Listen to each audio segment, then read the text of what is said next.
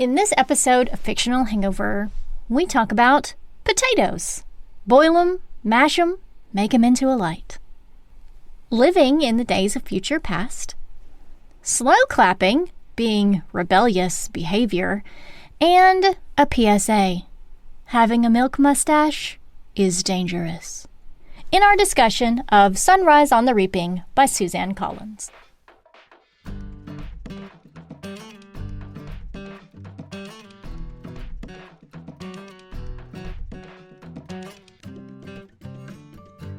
Hey everybody, welcome to Fictional Hangover, a podcast about books that is full of spoilers. Every week we discuss a different book in way too much juicy detail. It's very serious. I'm Amanda. I genuinely thought you were going to sing the entire introduction, but that's just me. And I'm Claire. And today we're going to discuss Sunrise on the Reaping by Suzanne Collins. Standard disclaimer. Because Claire, because we listen to the audiobook, so there is no singing. Standard disclaimer. If you haven't read this book, please remember that Fictional Hangover is all about spoilers. If you haven't read or listened and don't want to be spoiled, stop listening to us and go read or listen to the book, then come back. If you haven't, then this will want to pretend that you have, or if you don't care about spoilers, or if you just like the show so much that you don't care about any of that, then listen up. Did you like my song? I sang it. Now, I would dispute that at least there were some moderate attempts of an attempt at sing. Yes, this one was... Unlike...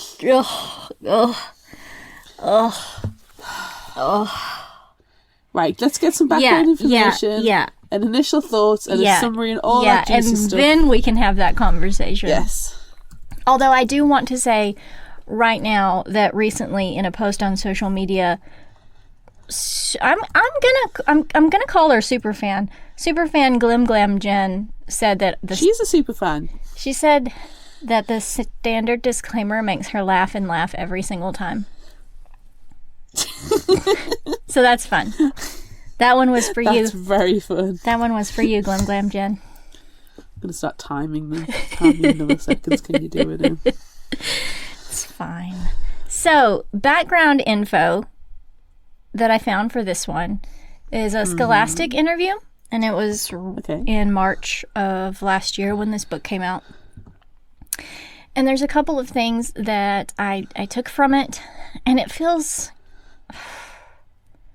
I don't know, timely, and I don't like it. Timely, but in that really horrible, oh god, no fashion. Yeah. One of the questions that was in the interview was, one of the overarching themes of the Hunger Games series has been the use of propaganda to achieve and maintain power. How would you describe the use of propaganda within Sunrise? And her response is, well, as Plutarch says, the Hunger Games are the best propaganda the capital has. For Snow, it's the annual reminder of who human beings are in the state of nature and why an authoritarian government is necessary for the survival of the species. They've devised this event in which district citizens kill one another. That way, the capital citizens don't directly bloody their hands and the districts are at war, and then I get anxious for the state of my country at this point in time. I get anxious for the state of the world because of your country. And your country. And then there's a follow-up that asks what are the propaganda techniques that most come into play. And she mentioned a few, but these two I think were the most anxiety-inducing.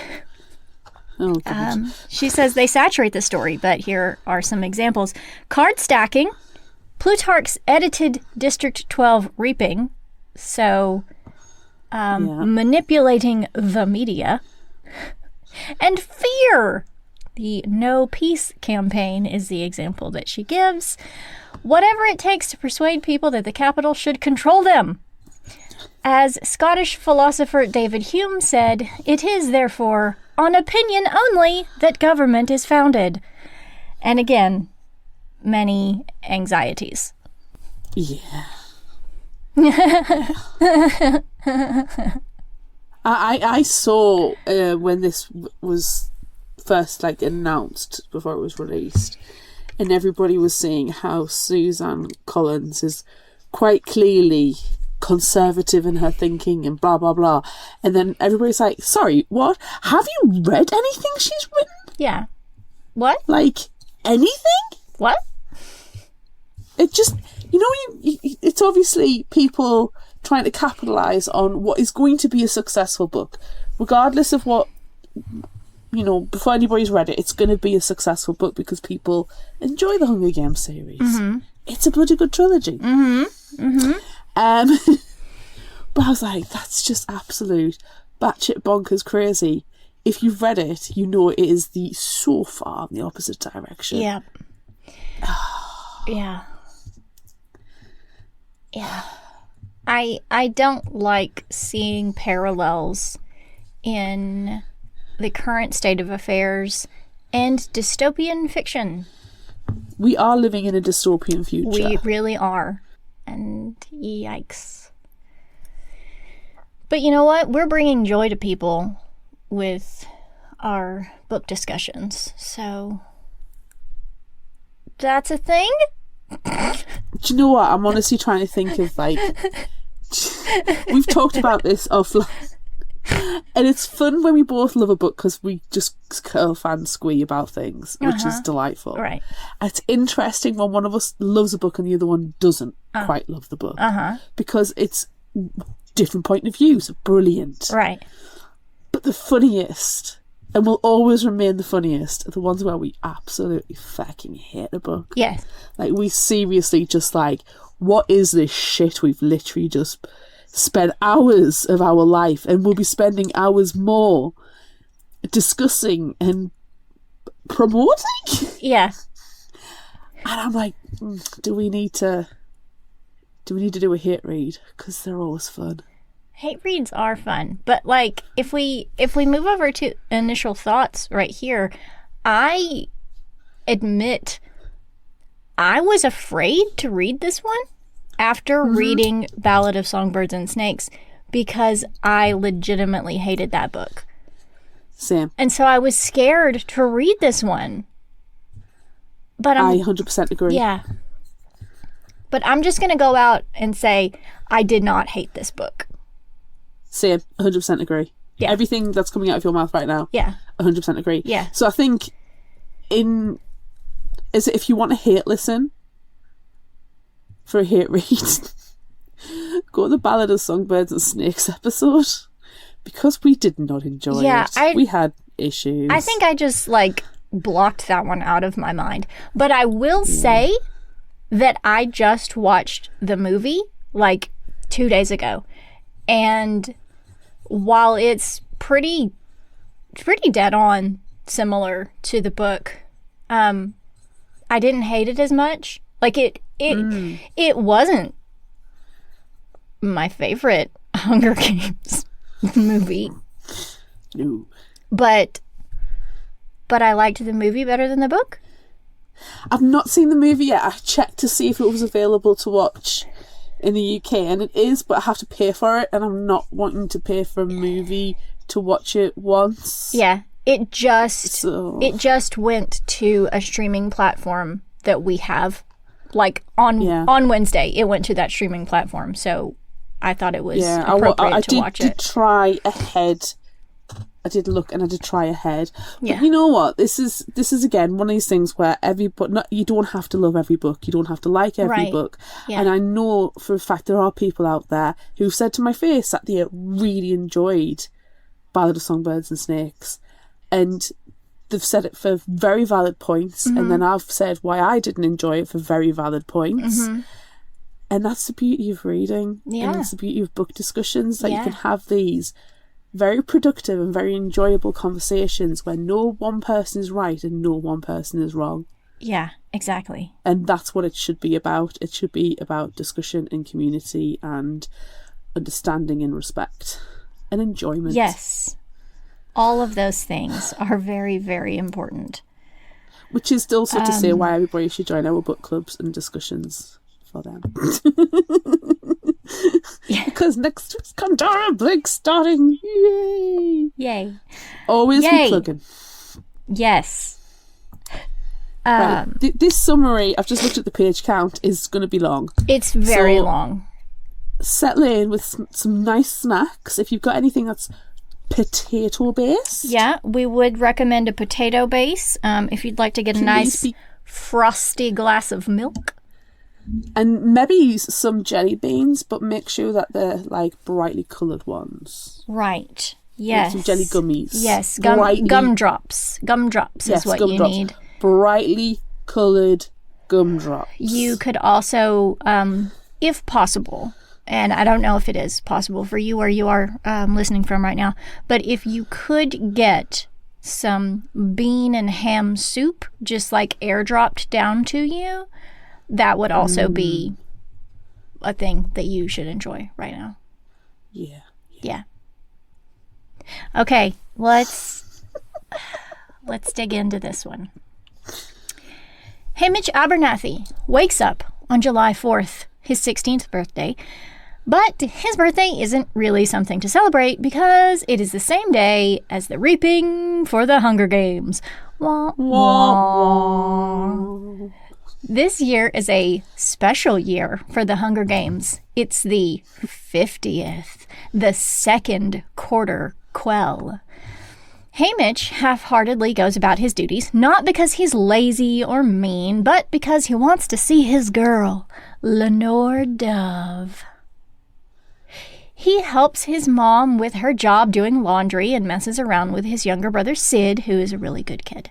In addition to helping his mom, Hamish also works with a bootlegger, but shortly after arriving for work that day, he gets to leave early. Not because it's his birthday, but kind of it is, but really his boss doesn't want to get caught distilling by all the extra peacekeepers in town, even though they drink her liquor just like everyone else. She gives Hamish a bottle of liquor as a gift, but he won't drink it. He never touches the stuff. Pointed look at future Hamish. He can trade it, though. He was such a good kid. He was so nice and hard-working and engaged with the community. Yes. And sober. Okay. Hamish goes to see his girlfriend Lenore Dove, who is a talented singer and musician and part of the Courtney clan. She is named for a famous song, The Raven, and a colour, dove grey, just like all the others in the clan. They talk about the reaping a bit, but which Hamish doesn't want to. He'd rather kiss his sweetheart. But when he says basically that, there's nothing they can do about his birthday being reaping day. She questions him and wonders why they don't try to stop reaping. Just because it's his birthday and the reaping are on the same day doesn't mean they have to be. This just gets Hamish confused, and Lenore Dove apologises and changes the topic of conversation back to his birthday. She gives him a gift, a flint striker with a snake and bird head on it. It's really beautiful and useful too. Lenore Dove is called back home, so Hamish goes to trade his liquor at the apothecary and get some gumdrops at the candy store to share with his girl later. He's so very 50s style, isn't it? It's like something out of Happy Days. Yes, he's so... It's... innocent. Yes. But unfortunately, now it is time for the reaping. Oh, no. And, like we said a minute ago, this is the 50th year for the Hunger Games. 50 years after the citizens of Panem rebelled and a civil war broke out. Since the citizens lost, wah, wah, each year every district is made to send one boy and one girl to fight to the death in an arena with one person crowned as the victor, supposedly bringing honor to their district. But who wants to earn honor that way? No one. I mean, maybe the careers, but nah. It's not... Not douche like this. canoe, fuck knuckles and bell ends. Yes, not like this. Not like this. No. This year, again, as we said previously, is special for the games, the second quarter quell, which means that the games will be different in some way. Also think Friends to the Future with the 75th quarter quell. Or the third quarter quell, the 75th games, I should say, because there's not 75 quarters. That's entirely too long. The third Maths quarter quell that we know about. The math does not math. This is in the distant future, but not that distant. Let's say about 25 years ahead. God, no. Please, no. Jesus, stop. Okay, so this year's difference, this year's special thing, is that each district must send twice as many tributes to die. Yeah! No. That sucks. No. That sucks. Yeah, no. Nah, dog. All right. Haymitch already has his name in multiple times for Tesserae, extra rations for his family, so he does not like his odds. No. Nah. Drusilla Sickle, the District 12 escort, who takes the tributes to the capital each year, is horrible. So bad. Horrible. Just painful. And just got, like, even worse fashion sense. I love that her face is, like, she's old. And her face is described as being, like, studded in place with, like, rivets all the way around her face. It gives me Doctor Who vibes. Yes, I can see that. And what I've seen of the images of the movie adaptation of this, it's spot on. So good. Close. Yes, Glenn, and her teeth are so big. I think we'll probably talk about the movie and the casting a little bit. Yeah. What we know about so far. Yeah, we should. Yeah, we should. So, she draws the name of the first tribute, Luella McCoy, a feisty 13-year-old girl. Second is Miss Lee Donna, the snootiest girl in town. Up next is Wyatt Callow, an 18-year-old who nearly aged out of the reaping. And finally, the last name drawn is Woodbine Chance. Instead of walking up to the stage to take his place, Woodbine runs. He doesn't make it far at all because the peacekeeper shoots him in the back of the head. That sounds familiar. Yikes. Yikes. Chaos ensues, but the show must go on. Drusilla is outraged that the peacekeepers killed this kid right in the middle of the square and made a mess. She's upset about the mess. Not the head explosion. Ooh. She announces that they have a 5-minute delay in their live production, so they have to get this cleaned up and fixed quick. Obviously, the dead boy won't work for the reaping, so they have to replace him. Lenore Dove, meanwhile, is with the dead boy's mother, who's wailing over her son's body. Haymitch goes to help, which turns out to be a horrible decision. Mm-hmm. Drusilla selects him to replace Woodbine, and Lenore Dove tries to fight to be punished instead. Drusilla demands that the peacekeepers just shoot her and be done with it, but someone steps in and stops that. Ooh, who could Plutarch Havensby, the cameraman sent to film and direct The Reaping, stops Lenore Dove from being shot, hoping to film her and her anguish when they recall the names for the boys, replacing the dead one with Haymitch. She refuses to play along, but at least she's still alive. Plutarch tells Haymitch just to go along with what's happening and do what he's told so no one else has to die. After the names are redrawn and everything is refilmed, all the fakeness of Drusilla drops and she's more horrible than ever, calling the citizens filthy animals. Plutarch makes Luella and Haymitch's family stay behind for refilming, while the others are pulled away by peacemakers. The filming is very painful and very fake, and after a few tries, Plutarch gives up, but will edit everything enough to try to make the District 12 tribute seem more positive, because they all need all the help that they can get, quite frankly. Haymitch gets on the train to the capital with the other 3 District 12 tributes. Do you know what? Screw you guys. I'm already angry. Yeah. Yeah, it's not good. It's not good. Nah. Nothing is good right now. No. I was raging for the vast majority of this book. Not because it's bad, but because of the injustice and the parallels. Yeah. Yeah, it's terrifying. Yeah. Yeah. Several hours pass on the train before Plutarch comes to get Haymitch to join the others. He and Luella decide to pair up and become allies. Soon, they are brought sandwiches, and Maisie makes a big deal about not eating with her hands because she doesn't want to be treated like an animal by the Capitol. I do love this scene because the person who brings the sandwiches is like, but they're sandwiches. Like, you're meant to eat them with your hands. And it just makes me think of and I'm aging myself, an episode of Seinfeld where everyone eats their candy bars with a knife and fork. And that's just all I could think of. Because she eats her sandwich with a knife and fork, and it's bonkers. But we used to eat when I was at college. They used to have these giant muffins in the restaurant, the canteen. They were huge, they were like the size of your face, and we used to get them. And they were so big, we used to split them, but we used to eat them with knives and forks because they were a full meal in and of themselves. So when this scene was going on, I was remembering eating these muffins with knives and forks.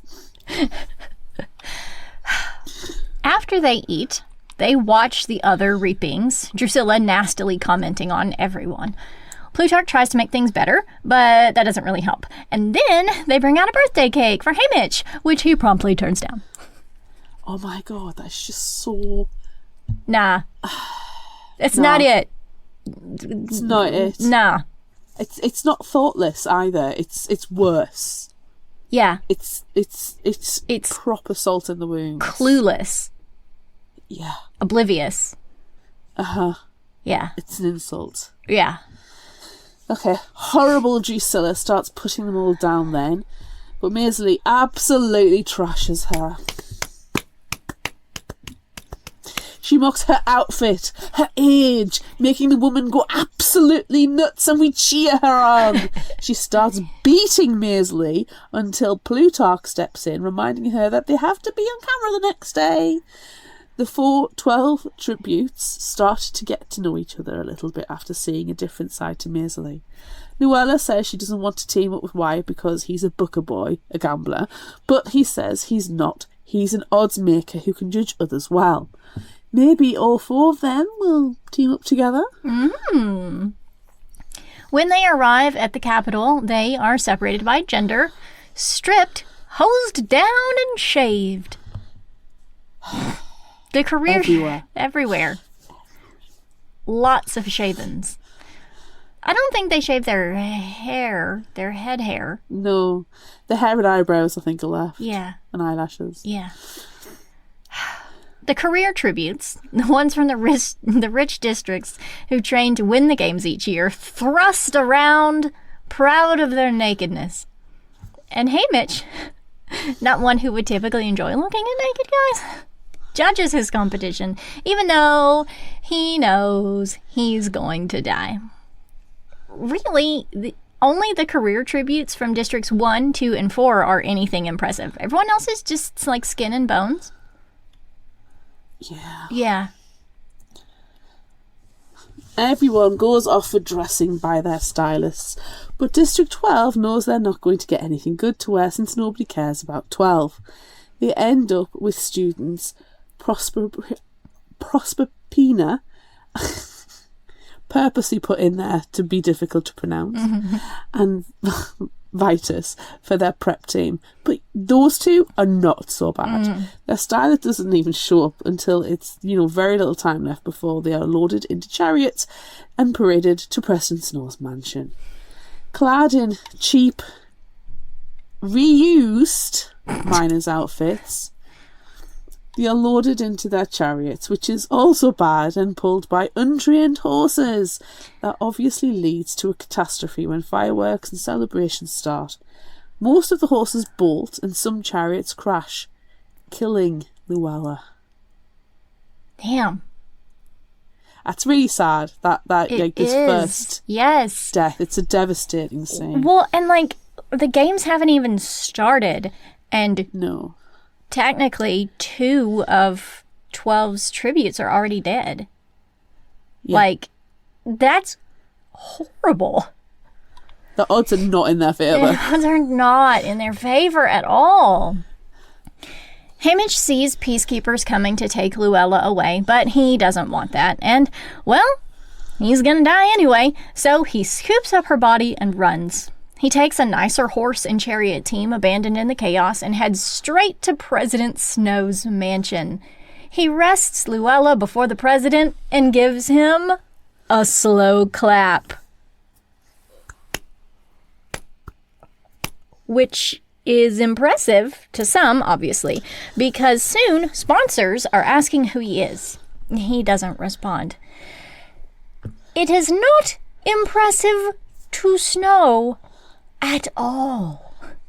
Oh, damn. That's not going to be good. It's not going to be good. Snow's not going to, do, repercussions. He's not a bitter little old man with no emotions. What? And swollen ankles. Anywho, next it's time for the districts to meet their mentors. But 12, it doesn't have any. The only winner from 12 being from 40 years ago. Who could that have been? Who could that be?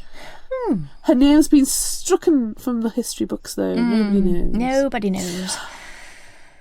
While they wait, a boy from District 3, Ampet, approaches Haymitch, offering to team up. He doesn't want any new allies after losing Luella, even though this kid seems to have a good idea of teaming up with several people from all the districts to even the odds against the careers. When the mentors arrive, 12 is lucky that there are some winners from other districts who step in to help. One, last year's winner, is Iris from District 3.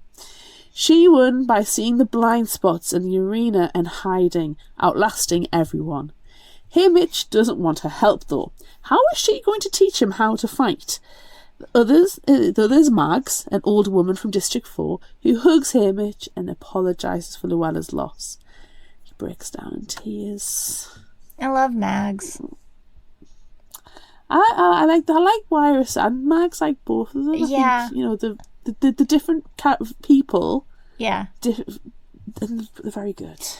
This was one of the things, though, that I didn't like so much about this book. Is so many name drops, so many characters. It could easily have been anyone else and the story still would have been great. But why you gotta put Iris and Mags? And another character that's coming up shortly.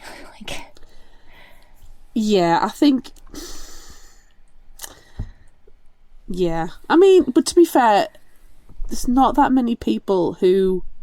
In their defence, the way I see it is, you have to have a very strong personality and character. Yeah. And strength of will to not... To win the Hunger Games, but also survive afterwards. Right. Yeah. And there's not going to be that many people. There's not going to be many people jumping to mentor.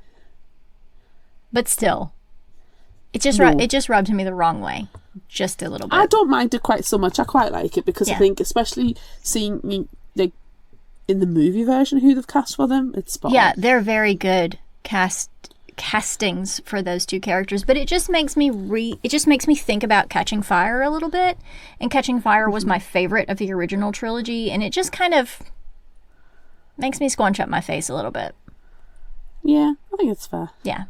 Anyway, the next day, Mags and Iris treat Haymitch, Maisley, and Wyatt like actual people and ask what they want to learn or do to prepare for the games. They basically say that they don't want to die immediately and be made a spectacle of for the capital's gain.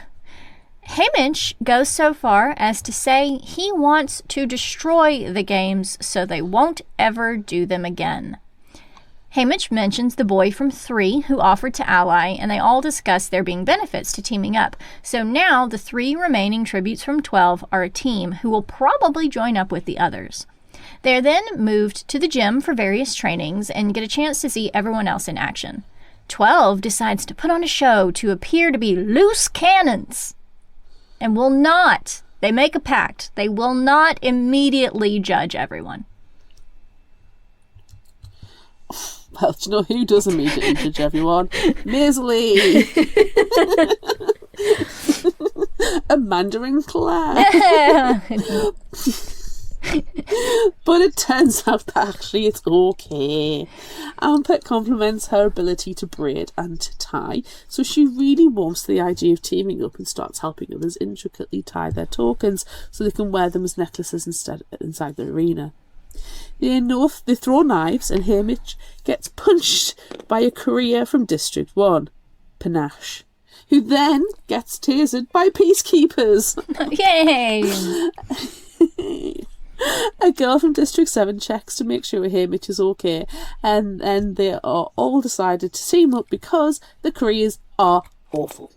Ampet sends Hamish to meet his dad, Beatty, that is there as punishment for wanting to dismantle things. Oh, have we met him before? We have met him before, but also not yet. Time!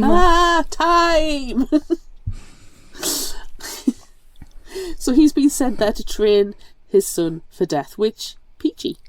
Beatty teaches Hamish about potato batteries, sneakily and secretly gives him his own potato-like kit, then quietly discuss how to destroy the arena. They all gather together after this, and Wyatt mentions the odds they'll need to take down the couriers. There are more non-couriers working together, so they might stand a chance of defeating them. But then what? Then they have to murder each other. Murder, murder, murder. Ugh. Unfortunately, after this was one of my favorite scenes, by the way. As everyone else is escorted back to the apartments they share before the games, Hamish is taken by Plutarch to see President Snow. Ew, that slow clap really got him, man.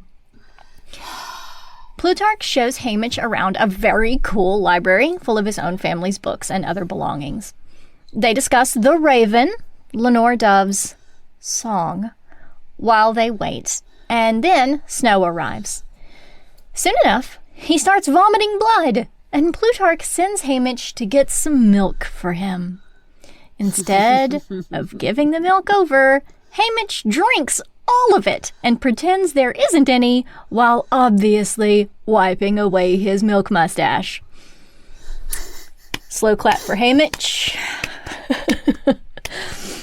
Plutarch leaves to get some more, and while he's gone, Snow talks knowingly of District 12 and the type of person he thinks Lenore Dove is.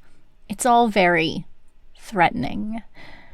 Before he takes his leave, Snow gives Hamish a gift. It's Luella. Oh no, that wasn't on his wish list. What? Because she's dead. What? Uh-huh. No. No, that was not on Hamish's Amazon wish list. No, that is not his birthday present. We don't like that. We're going to return it. Did we get a receipt? No. Put it next to the cake. Mm-hmm. Luella is, she's weird and dumb and robotic and obviously not actually the real Luella. Snow says that not many people saw what actually happened to her. They are going to pretend that she didn't die violently by horse and are going to use this young brainwashed body double as her replacement. The joys of editing what goes on TV. This is frankly beyond creepy. Yeah. But Hamish is dismissed. Plutarch tells Hamish he had no idea about any of this, and it's obvious he also thinks it's creepy. It's creepy beyond all reason, I think. It's horrible. Yeah.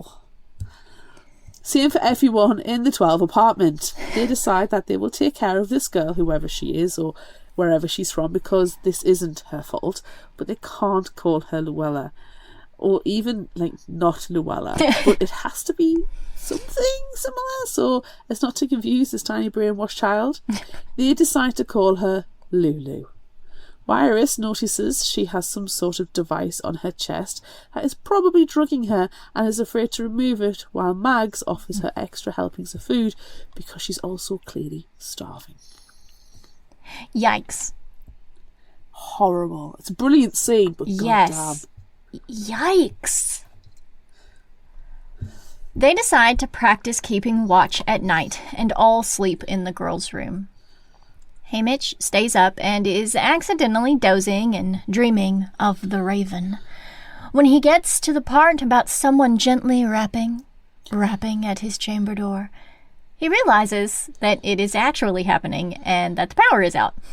BT has come knocking with electrified boiled potatoes to ask if Haymitch is serious about wanting to break the games. I'm sorry I said that way, but it's just so hilarious that he brings this tiny like platter of potatoes with a light bulb. Boil them, mash them, stick them in a light. Yes. Oh.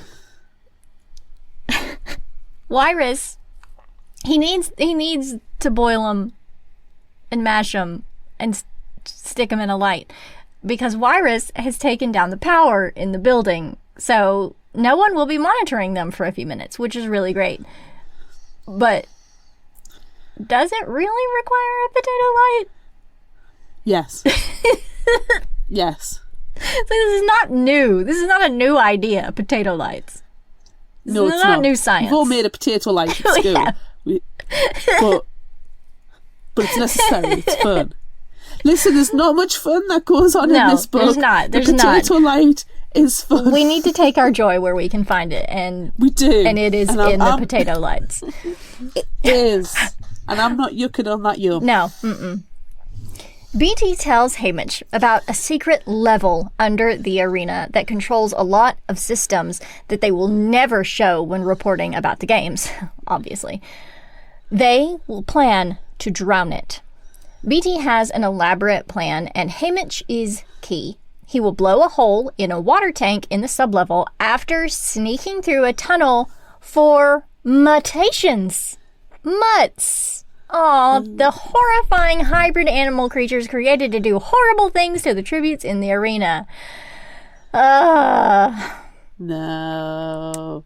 Others are already on board as well and will help, including his son. But Haymitch doesn't trust many people and doesn't say anything about the plan to the others from 12. Probably for best, really, because you never know who's listening, what's accidentally going to be said. Yeah. Yeah. Yeah. You just got to keep everyone safe. It's much better. Yeah. A secret should be kept secret. Yeah. Yeah. Another day of training and learning with other tributes gives the newcomers, what the group causing the careers come to call themselves, a chance to gather the tributes from District 6. So now they have pretty much everyone who is not from a career district, 1, 3 and 4. The careers also convince 5 to join them, leaving the newcomers as more or less everyone else. That definitely increases their odds, Wyatt confirms. Panache, the career from District 1, bullies and threatens a bunch of people, but doesn't do anything because peacekeepers are watching since they had to taser him that time when he punched Haymitch. I say, shoot him again. Yeah, just tase him. Just keep tasing him. Yeah? Just keep doing it. Until he defecates everywhere. Yeah. Because that's what happens when you taste. I think.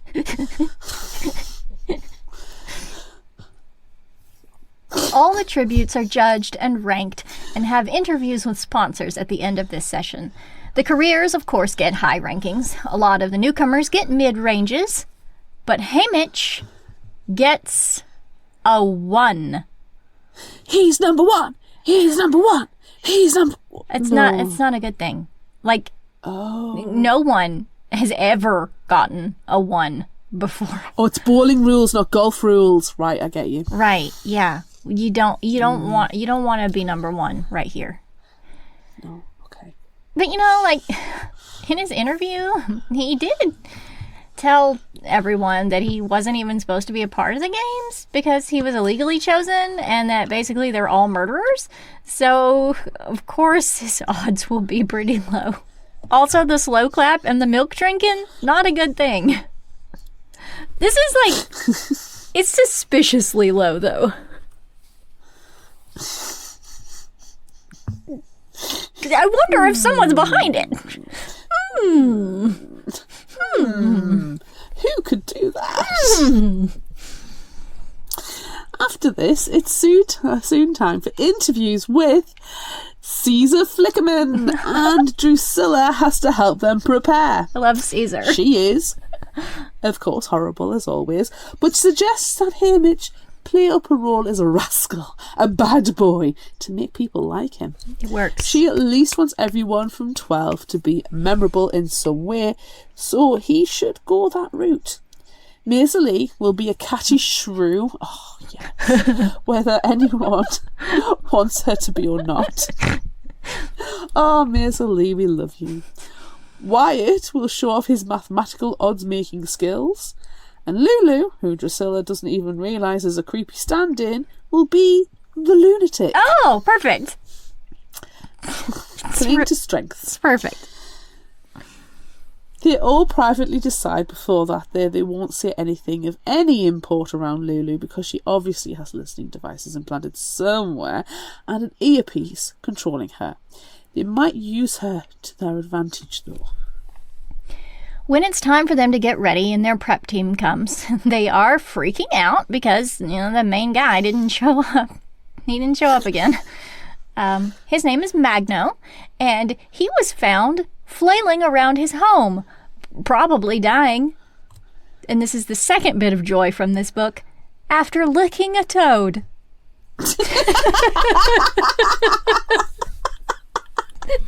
Don't lick toads! Don't lick toads. Consent is key! Don't lick toads. Just don't do it. It's not good. No! The toad has not consented to be licked. Don't do it. It's just rude. This guy is clearly nuts, and it's one of my favorite things.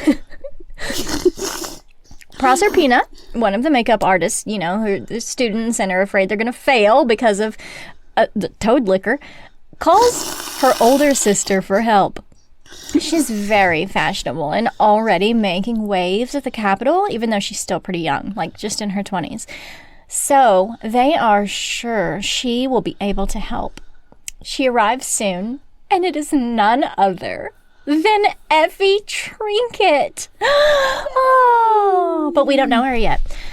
She has armloads of black clothes from her great aunt that will work perfectly for the Caesar interviews. They address Haymitch in a fancy shirt with cocktails on it, and he leans into his rascal role by playing up his alcohol distilling and bootlegging in 12 in the interview.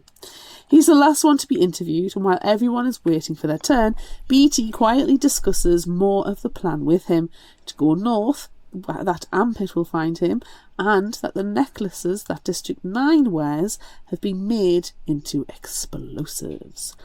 But he has to stop short when the toad licker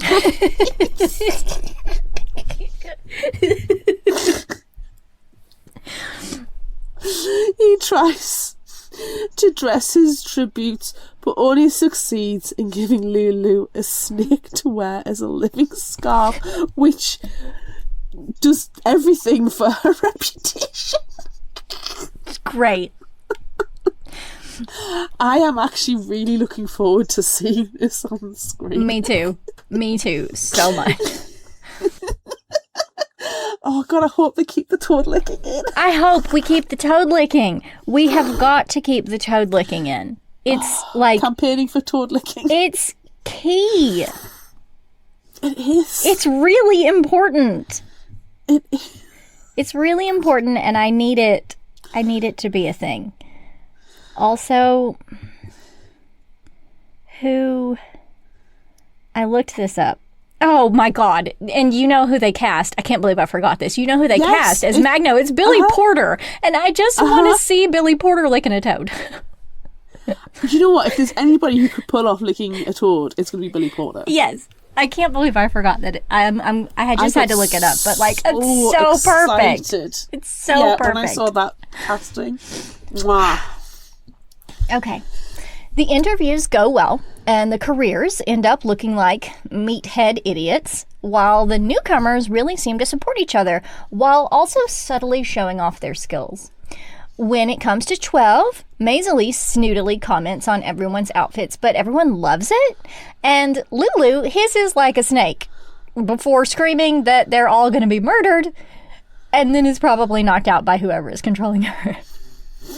Snake hissing, though? Good. I can just see her flouncing around on stage, hissing at everyone, and then she's just like, oh, shit. Nope. Nope. Dead. Not dead. She's not dead yet. Oh, yeah. Spoiler alert. I mean, it's the Hunger Games. It's the Hunger Games. Everybody's dead. 99 people agreeing 80% of people are dead. It's fine. Wyatt's turn comes, and he suggests everyone should bet on Haymitch because he was ranked the lowest. His odds will pay off the most. Haymitch is very rascally in his interview, but charmingly and impressively so.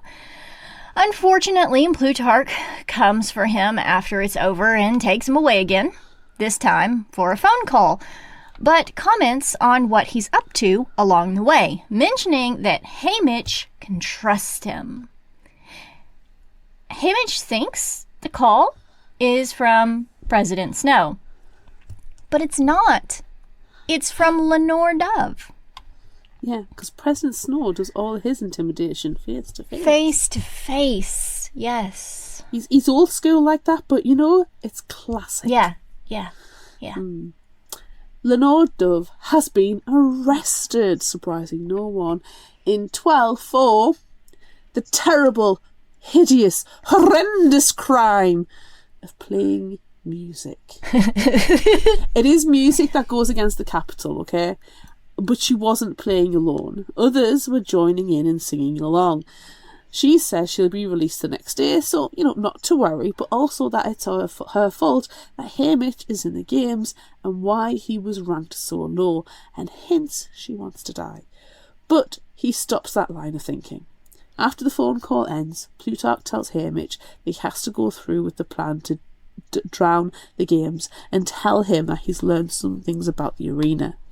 The sun there is the same sun they have, which Haymitch would have assumed anyway, but means he can now tell directions. Beatty told him that the tank he must destroy is to the north, so that's a great clue. Plutarch also mentions where and how they might release mutts into the arena beneath the berm, a type of flower bed, and that he can follow a mutt when it returns after attacking. He can get down to the sub-level. When they go back to the 12 apartment for a photo shoot, Plutarch planned that goes awry because of the scarf snake. Maisie questions Haymitch's desire to go on his own in the arena. He hasn't told anyone about BT's plan and is going to stick to it. Obviously, he's still going to help everyone and, they'll help him too, but he doesn't want anyone to get hurt because of him, and he knows that Snow wants him dead for drinking his milk. As a sort of apology, Haymitch gives Maisie the potato light kit that Beatty gave him. Boil it, mash it, give it to another person. Finally, it's time to enter the arena. The tributes from 11 and 12 are flown in together, and Lulu recognises one of the 11's tributes, token necklaces, and begins singing a District 11 song, which catches everyone off guard. Well, at least they now know she's a stolen child from 11, but the 11 tributes don't recognise her. It's very tragic, but they don't have time to dwell on it because it's time. They're escorted down a long hallway with doors on one side and pipes on the other. Haymitch believes they are in a sub-level. They are each sent into their own small chambers, and soon they are sent up tubes and into the arena. After staying the mandatory 60 seconds on their platforms, thanks Effie for mentioning that before they are sent up, the bloodbath begins. Haymitch runs as north as he can and grabs a backpack of supplies along the way. About 2 miles away, after listening to all the murder and cannon fire that signals tribute deaths, Haymitch stops and looks at his supplies in his backpack. he finds that he has a hammock, binoculars, 2 gallons of water, a dozen apples, a dozen hard-boiled eggs, 6 potatoes, and charcoal tablets. Great! He can maybe use the potatoes for BT's light source, but he'll probably eat them instead. I mean, he did give his kit away. He did. So. He's got 6 of them, though. Yeah. So you've got 6 varieties of potato, and one variety could be light. He could be. After checking his pack, Hamish looks around as he continues his trek north and notices that he's in a beautiful woodland with birds and rabbits and flowers and, oh, look, a nice stream. At this point, I was like, there's a stream. Is there a baker in the stream mud? Yes. Is there someone buried in the mud right now? He decides not to eat anything until he learns more, but does get a drink from the stream. He sees a small rabbit doing the same, but then the rabbit dies immediately. Oh no. Oh no. The water is poisonous. Oh, damn it. Probably everything outside of his pack is. He remembers his mum using charcoal when she was sick, so he eats some, hoping it's enough to dispel the poison. He feels horrible and stumbles his way into a berry bush to hide. When night falls, the national anthem plays and the fallen tributes are displayed in the air for everyone to see. Of the 48 children in the arena, 20 did not survive the first day. 4 careers and 16 newcomers. Luckily, Ampert survived, but many of the little ones that Hamish would have been looking after if he had not felt the need to go out on his own to keep everyone safe from snow and to complete BT's plan have died. From his own district, Wyatt, the oddsmaker, did not survive. Hamish tucks back into his berry bush and goes to sleep. Hamish is startled awake by Lulu, who has found him and was made to find him by the voice in her ear. Great! He shares his food with her and plans to continue his search for the right berm, of which there are many with nice labels marking each type of flower, so he can go beneath and blow up the water tank. But he tells Lulu and whoever is listening that they are going to go in search of her snake. Lulu finds some flowers that she must recognise from home and climbs inside the patch, only to nearly immediately die from whatever poison comes from the flowers. Hamish holds the tiny girl as she dies. Aww. No. Both Llewellas are dead now. It's very reminiscent of Rue, though, isn't it? Yeah. The flower. Yeah. When Lulu is dead, Hamish, at first, decides to run away with her body and not let the capital take her. But then he rethinks and decides that's probably not what a rascal would do. And then he gets electroshocked by butterfly mutts. He uses the flowers from another berm that create a brief fire to barbecue them away, and in doing so, realizes a couple of things. 1, his clothing is somewhat fireproof. 2, he should follow these butterfly mutts back to their berm so he can continue his mission. And 3, he needs to keep up his rascal charade. He decides revenge is rascally enough and chases the butterflies to the butterfly bush berm with the torch, scorches a lot of them, and manages to keep the trap door, where some escaped, open just a little bit. Part of his mission accomplished. Now he just needs to wait for Ampert. Hamish shouldn't really go looking for Ampert, as it doesn't fit his narrative, so he climbs up a tree to rest. When he wakes, it's to a sponsor gift of rolls, cheese, grape juice, and a wine glass to drink it from. He enjoys a meal and then spots Ampert coming. He decides he will pretend he's only after information on the mountainside of the arena, where Ampert came from, and not about anyone or anything else, to keep up the loner persona. Ampert picks up what Hamish is putting down and gives various clues to how their friends are faring. Wyatt was killed by Panache in the first rush of everyone dying, and that's devastating. I really liked Wyatt. Me too. After 2 tributes have died according to the last night's another 2 tributes have died according to last night's announcement. A Korea and Lulu, and Ms. Lee is on her own somewhere. After the update, Ampert and Haymitch wait for nightfall when most of the audience and game makers will be asleep, then get to work. Ampert has 2 of the explosive District 9 necklaces, and Haymitch has found a way into the sublevel, so now they can explode the tank. Haymitch pries open the butterfly mutt hatch and climbs a ladder way down into the sublevel.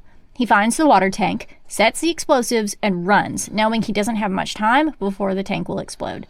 As he climbs the ladder, looking up at awaiting Ampert, bat mutts swoop in and attack, and then the tank blows. Haymitch somehow makes it back into the arena, but only to find another set of mutts. Squirrel mutts this time. And they have devoured Ampert, leaving nothing behind but his bones. Damn. Yikes! Yikes. That's not what squirrels are supposed to do. No. Yikes. Yikes. Don't like that. No. With his friend gone, Haymitch thinks he's failed, but then the arena starts to go haywire. Streams are steaming. Trees are throwing sparks. The fake sky fuses out and reveals a real night sky beyond. Haymitch cheers, but then there is what feels like an earthquake, and the mountain, where literally everyone else in the arena presumably is, explodes into a volcano. Damn. It's horrible. It's horrible. Just horror after horror after horror. It's very dramatic. The volcano coats the arena in a weird crystalline ash, and it probably killed a lot of tributes, but he couldn't hear the cannon fire because of the explosion. Haymitch toys with seeking out survivors or continuing his mission of ending the games. He opts to search for the arena's generator, which would, according to BT, be located outside of the arena to the north. Haymitch travels as far north as he can and comes across a prickly holly bush that he thinks is probably guarding the edge of the arena where the generator is. He works his way into the bush, but gets hopelessly lost and confused in a maze. Until he spots a rabbit, that is. He follows the rabbit out of the bramble and directly into 3 careers. 2 unnamed from District 4 and Panache from 1. Ugh. Exactly. They attack, and Haymitch, without thinking, kills the girl from 4 with a knife to the gut and kills the boy from 4 with a hamstring slash and neck chop with an axe he took from Ampert's skeleton. Now only Panache is left, and he nearly takes Haymitch out. Luckily, just before he kills him, Panache gets hit in the throat with a dart and collapses. Maisie puts away her dart gun and offers to ally with Haymitch. Yay, Maisie! Even though he knows Snow is gonna get him in the end, he agrees. The 2 remaining tributes from 12 share their food and all their supplies and then watch the report at the end of the day showing who died. And there were a lot of them. After their career kills and the volcano and everything else that happened that day, there are only 10 left from the original 48, and only 2 of those are careers. Soon, a sponsor gift of bean and ham soup, a 12 favorite, lands nearby. After a nice meal sharing everything 50-50 and a night of rest, Haymitch and Maisie have decided what to do next. Haymitch wants to go back north to the Hollybush maze and try to destroy the generator, but Maisie wants to go back to the cornucopia for supplies and try to find the rest of the newcomers. Haymitch convinces her to go north, but they do stop to gather the supplies left by the three couriers first. With a little more food and a blowtorch now in their possession, they head to the holly. Blowtorch. Nice. Do you like a blowtorch? Yeah. Haymitch thinks they should just hack straight through the bushes, and that seems like a great plan. Until the holly berries come to life as blood-sucking, exploding ladybugs. Gosh dang it. Come on. Wah, wah. Now you're just getting ridiculous. Within moments, they are both covered in the mutts and have to back out to pick them off. And I will say that I absolutely hated this scene because of, what's that thing? What is it? Like trypophobia? Where all the things in the one spot.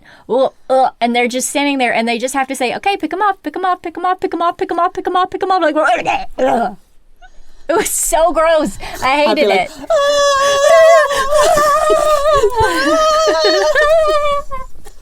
It would be like some kind of like Monty Python Three Stooge-esque kind of slapstick thing going on if they were covered horrible. In them. It's horrible.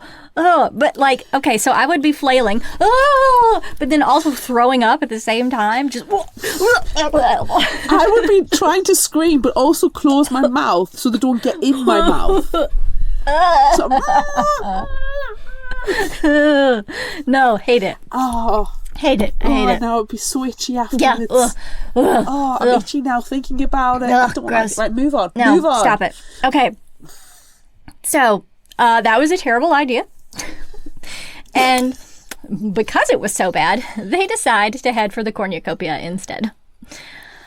Unfortunately, along the way, they hear a weird baby crying and a male tribute screaming.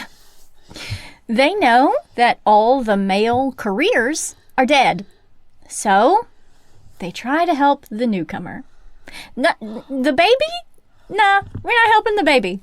We're going to help our friend. I'm sorry, but if I'm in the arena of the Hunger Games and I hear a baby cry, just get the fuck out. Not helping it, no, because I'm assuming it's a mutt crying. Yeah, it's torture. It's torture is what it is.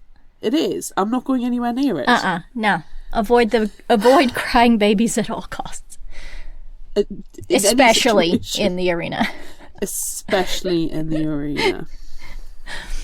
Well, it doesn't matter because it's a lost cause. The male newcomer and two others, not couriers though, are all in a losing battle with a metallic porcupine the size of a bear making baby sounds. No! See, I told you it was a mutt. It's ridiculous. It's also ridiculously hilarious, but also really not. It's not at all, but we have to laugh. But I'm sorry. A metallic porcupine the size of a bear making baby sounds. That's like something out of the Parasol Protectorate. Yeah, it does sound like that. That's terrorising London. Yeah. Mm-hmm. Okay. But if you put it in the arena of the Hunger Games... Terrifying. It's terrifying. Terrifying beyond belief. I am now thinking... Genevieve LeFou would be a fantastic games maker. Yeah, I think so too. But that's by the by. Yeah. Haymitch throws his axe at the mutt, but all that does is make it shoot its poisonous quills. You can't piss it off, mate. Damn it. Luckily, Haymitch and Maisley don't get hurt too bad, but the other three don't make it. Wah, wah. They scavenge their supplies and settle down to rest. When the Capitol report plays that night, they see that 5 more newcomers have died, leaving 5 tributes left. Them, 1 newcomer, and 2 careers. They decide that they will work together to make sure they win and that the games stop. They will try to rescue the other newcomer and hope that one of them will survive. Before going to sleep, Maisie shares a rhyme that is stuck in her head when Haymitch jokingly asks for a lullaby. Instead of putting him to sleep, the song about ladybugs in a frying pan gives him an idea of how to get through the holly ladybug maze. The idea is, of course, to blast through it with the blowtorch, but Haymitch has to convince Maisley to go back, and there's a lot of talk about making posters for themselves, like their own way of showing themselves off and showing what actually happens in the arena. They start north again, but before they make it to the holly maze, they encounter the two couriers, and as they run for them, they all come across three game makers doing some maintenance on a berm. The game makers threaten the tributes, but one of the couriers throws a trident, killing one. Maisley kills another with a dart, and the third falls into the berm and down to the sub-level to their death. Womp womp. Before Hamish, Maisley, or the couriers can kill each other, the Capitol steps in, dropping bombs and tear gas so everyone scatters. The careers are followed by the bombs, so Hamish and Maisley go to the holly maze and torch their way through it. They make it through and find themselves on the edge of a cliff.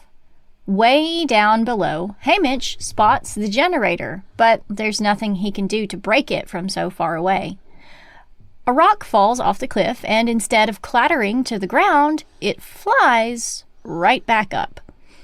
Hamish throws another rock down to see what happens, and it bounces off some sort of force field, following its exact reverse trajectory right back into his hand. Resolved that there's nothing he can do, Hamish decides, since they are technically outside of the arena now, he's going to stay out there and make the game makers come for him to show how despicable they are. Maisley agrees to split up because really neither of them wants to kill each other, and they might have had to if they stuck together.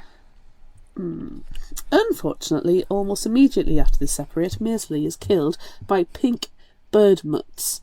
She gets a few of them with a knife, but they stab her to death with their beaks. That is terrifying. Yeah, I wigged out at this one as well. That's one of your greatest fears. You are hate terrified of birds. I don't know why. Not all birds. I like a penguin. Right. I don't mind eagles. There's a few birds I don't mind, actually. But this, oh, no. I imagine, like, pink toucans for some reason. Anyways, she gets a few of them with a knife, but they stab her to death with their beaks. They, just like Ampet squirrels, want nothing to do with Hamish, except to kill his friend. He stays with Maisley as she dies, and then takes her blowgun and her token necklace. After her body is retrieved, a sponsor gift falls to him: strawberry ice cream and coffee, two of Maisley's favourites. Hamish enjoys them, thinking of how much she came to love Maisley like a sister in the end.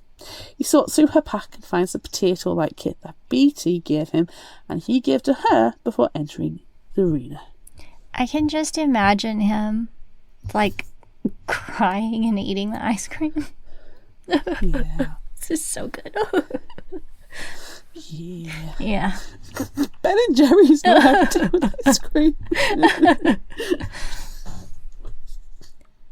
Hamish decides to go looking for the only newcomer left, a girl from 6 called Welly. He's determined to keep her safe from the one career, Silka, left and make sure the newcomer wins, thinking that's probably what Maisley would have wanted. Surprisingly, it doesn't take long to find her hiding up in a tree.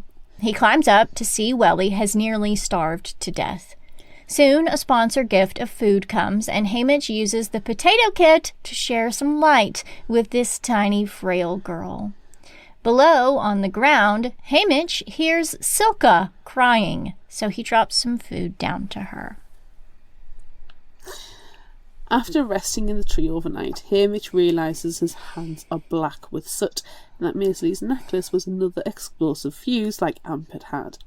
He decides that he's going to try to get Silka to follow him to the cornucopia and blow them both up. It's not a bad plan, but what is bad is that Wheelie refuses to let Hamish leave her, not even to go make food or gather wood for fire. He gives Wheelie Maisley's blowgun for protection and hides her, hoping he'll be back soon to get some food in her. But then they can both go down to the cornucopia.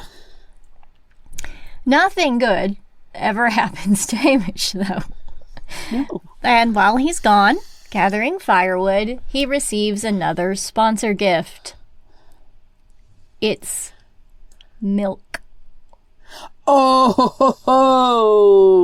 This gift has to be from Snow, and it is definitely poisoned. 100%. Haymitch knows that Snow knows everything he's been up to this entire time, and that, he also drank his milk earlier in the library, and now he's paying him back and setting him up to look like a villain. No one at home watching will know that the milk is poison, so if he pours it out instead of giving it to starving Welly, everyone will hate him. He's about to decide to drink it himself, even though he knows he'll die, but luckily, the cannon goes off. Either Welly or Silka is dead. Hopefully it's the career. He tosses the milk aside and runs. It's not the career that is dead, it's Welly. Silka has decapitated. Jesus, fuck. Haymitch flies off the handle and the two begin to fight brutally with axes.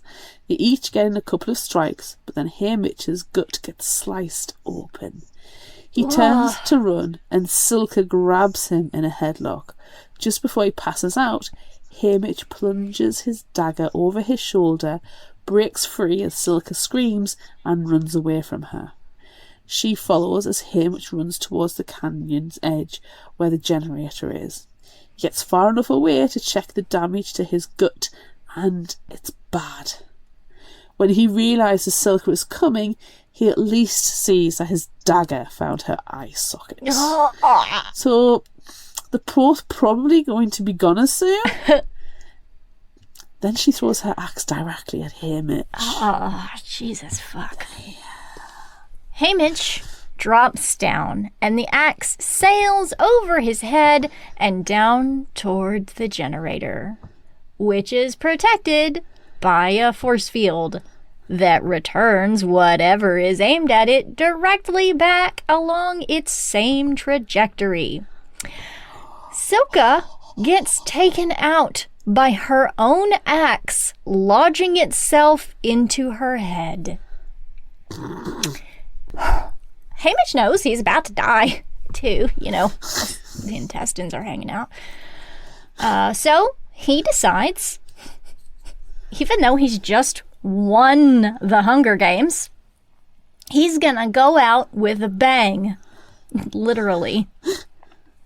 He uses Maisely's fuse and the other explosive flower taken from 9 that Ampert gave him and lights the fuse with Lenore Dove's flint striker. Trumpets blare, declaring Haymitch the winner, and then Game Makers shoot at him, demanding he stop what he's doing. Too late. Haymitch tosses the bomb down toward the generator's force field, and everything explodes. Haymitch dies happily with his intestines in his hands.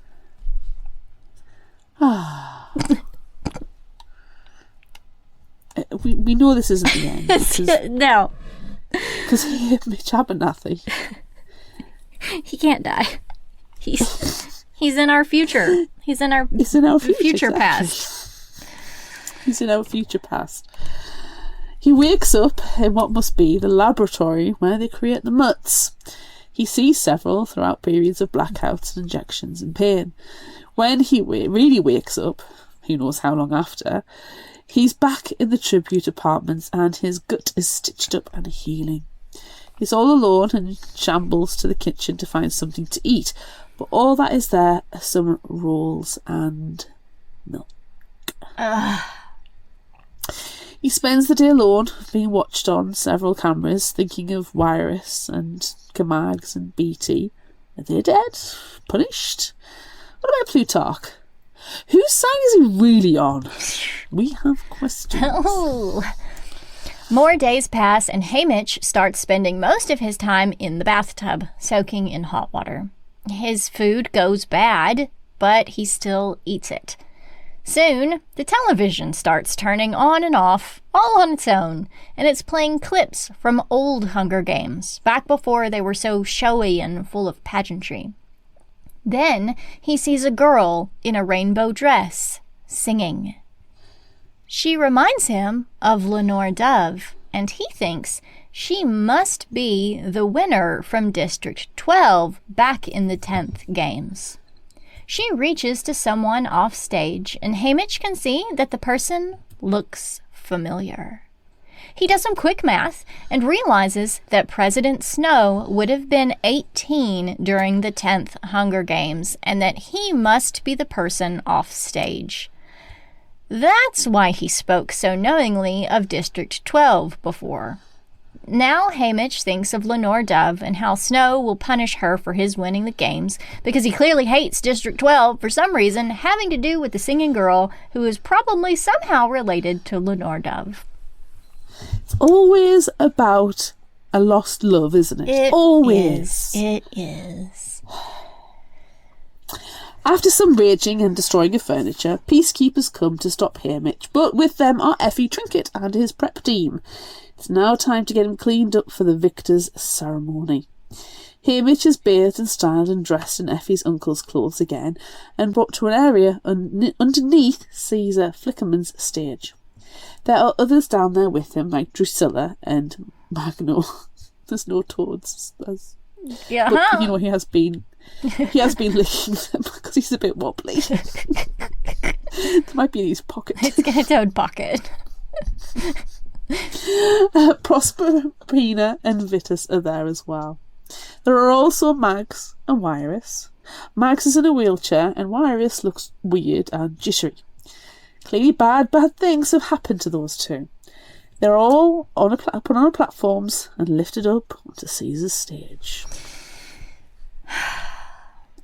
I hate that, like, I know I was complaining earlier about the name dropping and that it's weird and then it makes me think weird things about Catching Fire, but seeing this scene where Wyrus is like jittery and freaking out, like that is how she was in Catching Fire, and it's horrible because you realize that this is why. Yeah. This is why. Yeah. I think that's why as well she had to... I mean, I think... we'll get into the discussion a bit. Well, no, we'll do it now. For me, this was a good blend of ballad and Hunger Games. Yeah. And it explains a lot of things about why people are the way they are and how they got there. Yeah. And I think this really helps because you assume in Catching Fire that they're like this because of what happened in the arena, not because the rebels. Right. And I think I appreciate it more that it's because the rebels trying to bring down the system. Yeah. Haymitch rises to tumultuous applause. He's the hero of Panem, as far as the crowd is concerned. Haymitch watches as a clip show of the Quarter Quell plays, showing the arena in full, looking exactly like a giant eye. Everything is very, very heavily edited. Nothing rebellious that he did is seen. There's nothing with the water tank explosion or the generator explosion. Full days are edited out and everything is pieced together, so the Capitol, with its giant literal eye on everything, controls the narrative. Haymitch is a victor, but not a rebel. Snow has won, and the citizens eat up the propaganda. Soon, the president arrives and crowns Haymitch as a victor. Snow leaves Haymitch with a menacing, "Enjoy your homecoming." Oh. Yikes. You don't want Snow to just ever say anything to you, do you? No. Yikes. Before Haymitch is taken back to District 12, he has to go to an after party where he is held in a gilded cage. Stop it. That's so tacky. Ugh. So tacky. Capitol citizens stop by to feed him weird foods and make him pose for photos. It's gross. Hate it. He plays everything up and acts like he's enjoying himself, but he's only doing it in hopes that it will keep his loved ones back home safe. Nah, not gonna happen. Too little, too late, dude. Finally, he sees Plutarch and asks him what's going on with Lenore Dove, but as far as he knows, she's still locked up. So she lied to him about being released the next day before the game started. I mean, you would, wouldn't you? Yeah, probably. If your loved one was going to go into the Hunger Games, Yeah. you're not going to say, "Oh, I'm locked up. The Peacemakers are probably going to kill me in a few days' time. Good luck." It's fine. Good luck. You want to give them hope. Yeah. Or maybe she did lie to herself and she was just never set free, so we don't know. Yeah. I mean, it's also extremely plausible that they would lie to her and say, "Oh yeah, we're totally gonna set you free." Like, just as soon as, we just get this paperwork wrapped up and you're free to go. You are free on the 13th of Jalemba. Yeah. It's my favorite day. Haymitch, understandably, is worried. Soon, Haymitch is loaded onto the train that will take him back to 12, but he sits forever waiting. A peacekeeper shows up, and Haymitch asks why they haven't left yet, and he finds out it's because they were waiting on his friends to arrive. His friends? Just then, 3 plain wood coffins are loaded onto the train, and they set off. All along the journey back, Haymitch thinks of the songs that Lenore Dove sings, especially the forbidden ones, like The Hanging Tree. Will he and Lenore Dove hang together when he returns? Finally, the train stops in District 12. Haymitch exits the train and starts walking towards his home. He's going to see his mum and brother again soon. Yay! And then... No. He sees his house. Jesus, fuck. And his house is on fire. Shit. Everyone in the district is helping to put out the fire, but it's no use. Haymitch's mother and brother are dead. Welcome home. His friend, Burdock Everdeen, gets his girlfriend, Astrid, to give Haymitch some sleep syrup to knock him out. Yikes. God damn. Yikes. This shook me because I was like, he literally hasn't stepped off the train yet, and already it's already horrible. That's his homecoming. Yeah. Haymitch wakes up at Luella's house. He wants to rush to Lenore Dove, but Luella's mom says that she's got a hearing, and Haymitch going won't help her. Plus, they've got a funeral to attend. There are 5 graves dug and waiting. 1 for Haymitch's mother and brother who held each other as they died. 1 for Luella, Maisley, and Wyatt. And 1 for Wyatt's dad, who just hanged himself the day before. Burdock sings a mournful song about seeing loved ones again after death. And then the funeral is over. Haymitch starts for home and then realises his home is gone.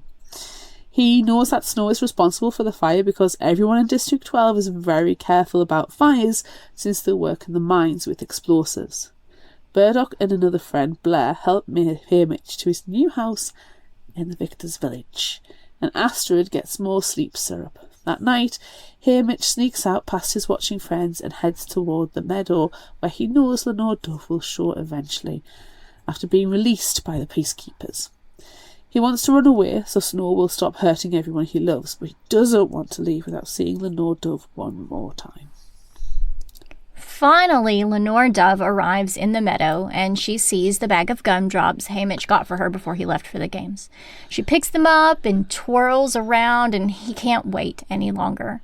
He rushes to her, and they embrace, and he feeds her gumdrops. She excitedly eats a couple and can't wait to eat the ones he gave her, too. She's been holding on to them. Huh? What? What? Wait, what? What's she eating then? These aren't those gumdrops? No, they are not. They are poison sent by Snow. Oh. As soon as Haymitch realizes, he gets Lenore Dove to vomit up the candy, but it's too late. She's already dying. Her last words to Haymitch are about not letting the sun rise on another reaping. Jesus fuck.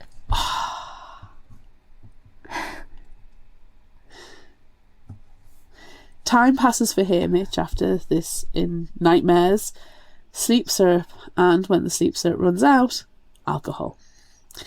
And Lenore's dove song, The Raven. Eventually he has to go on the victory tour and is retrieved by Effie and Plutarch. Effie has now replaced Drusilla as 12's escort, thanks to Plutarch. After they travel throughout the districts, Plutarch finally gets Haymitch alone, where there are no cameras watching to tell him they need him to continue fighting against the games and the president. How can you ask him this? I hate it. Haymitch doesn't think he's the right person for the job, but Plutarch assures him he is. Haymitch doesn't trust him, understandably, because of all the propaganda he's continually producing for the capital. He prefers to just be left alone. Many years pass for Haymitch with the ghost of Lenore Dove and lots of alcohol. His friend Burdock has a baby girl he's very proud of, but then he dies in an explosion and the girl trades things to care for her family. This girl is Katniss, of course, and soon Haymitch watches as she volunteers as tribute in the games. She and Peeta were the ones to finally beat Snow and end the sunrise on the reaping. More years pass, and Haymitch finally tells Katniss and Peeta his whole story about his lost Lenore. He doesn't know how much time he's got left, but he knows that he'll spend the rest of his days with the ghost of his girl by his side. Only this, and nothing more.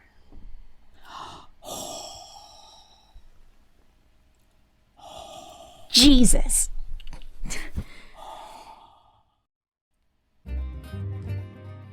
What's up, fellow book nerds? It's time to feed your fiction shelf addiction. Hear book club style roundtables, bookish chats, and more. Join Tamara and her friends for fantasy and thriller read-alongs and other shenanigans over on the Shelf Addiction podcast. Listen now on your podcatcher of choice. Subscribe for free, and you too can have a shelf addiction. Goddamn.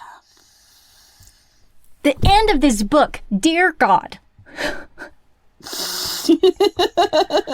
I think that I like this one the most of all of them because it is so tragic.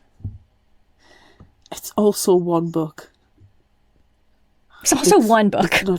It's not tracked out. No. Which I appreciate. Yeah.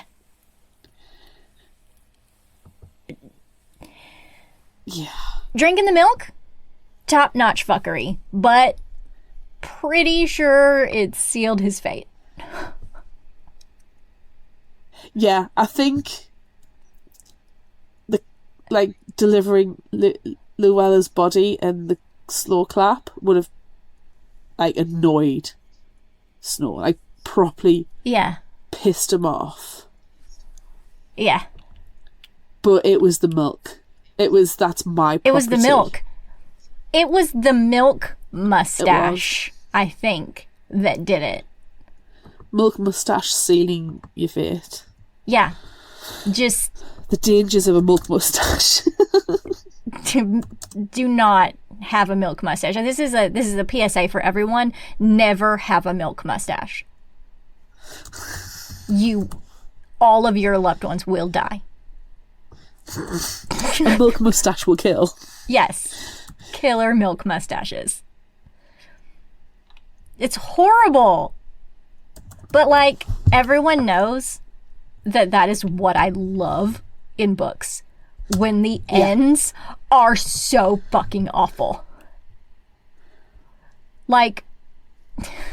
We knew that he was gonna live, obviously, because of Days of Future Past. But damn. it finally, it said, is the word justify the right word? It justifies why Haymitch is the way he is Yes. in Hunger Games. Yeah. So, you're like, you know what, dude? Actually, yeah, I can understand why you've turned to the bottle. Yes. Yes. I knew, though, like, it was probably before, but like him getting the one in the like judging, I knew at that point that Snow was doing absolutely everything possible to just completely tear him down, but I knew that he was going to like play everything. So everything horrible happens to Haymitch, but he survives and has to deal with it. And it's all because of the milk mustache. It is. It's 100%. Yeah. And do you know what? This is something I really actually quite like, because one of the things that annoyed me most about Ballad was that it tried to, for me, to turn Snow into a sympathetic character. Yeah, nah. It's like, oh, boo-hoo, he's got this tragic background, and look, his family, and they're all so hard done by blah, blah, blah. And it really annoyed me. Yeah. It really, really annoyed me that they tried to almost give him redemption before he'd done anything to need redemption for. Yeah. This is Snow at the height of his infamy and his power and his absolute evil genius. Yes. I don't like Snow, but I like Snow. So right. I mean, jumping ahead just tiniest little bit. Yeah. Snow is actually probably one of my favourite characters in this book. Yes. Because he was such a bastard. Yeah. I agree with you. I agree with you on that. Evil.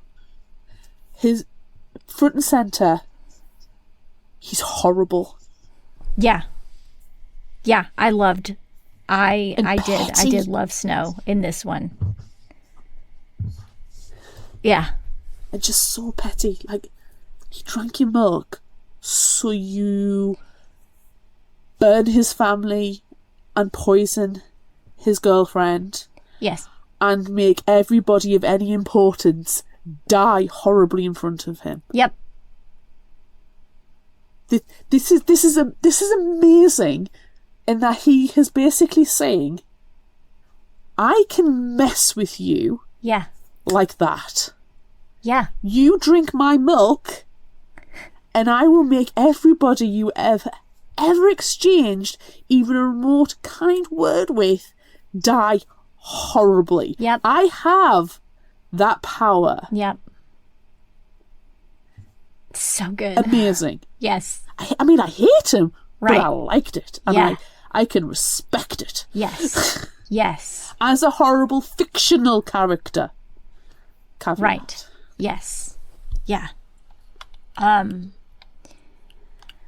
So I said to you right after I finished this one, and you hadn't read it yet, I said to you that I had a theory. Ooh. Of this one. Do you remember? Do you remember this theory? Okay. This is my theory on why Lenore Dove's song was The Raven, which we know it's not a song. Like, it doesn't have a jaunty tune. Okay? This is why. Edgar Allan Poe is not known for his jaunty tunes. No. So, I'm going to tell you this theory, and I know 100% that it is incorrect. So I just need everyone to know that I am not actually being serious right now. But my theory was that because Ballad of Songbirds and Snakes was so full of musicality, and as everyone knows from listening to that episode, we absolutely hated that book, and a lot of the hate was just piled on because of the narration. Because the songs were so just monotone and nothing. So I decided that Suzanne Collins decided to write the song in quotes as the Raven so he wouldn't have to sing. That's the whole thing. That's the whole thing. Yeah. She's like, shit, I cannot choose another song. Okay, what am I gonna do?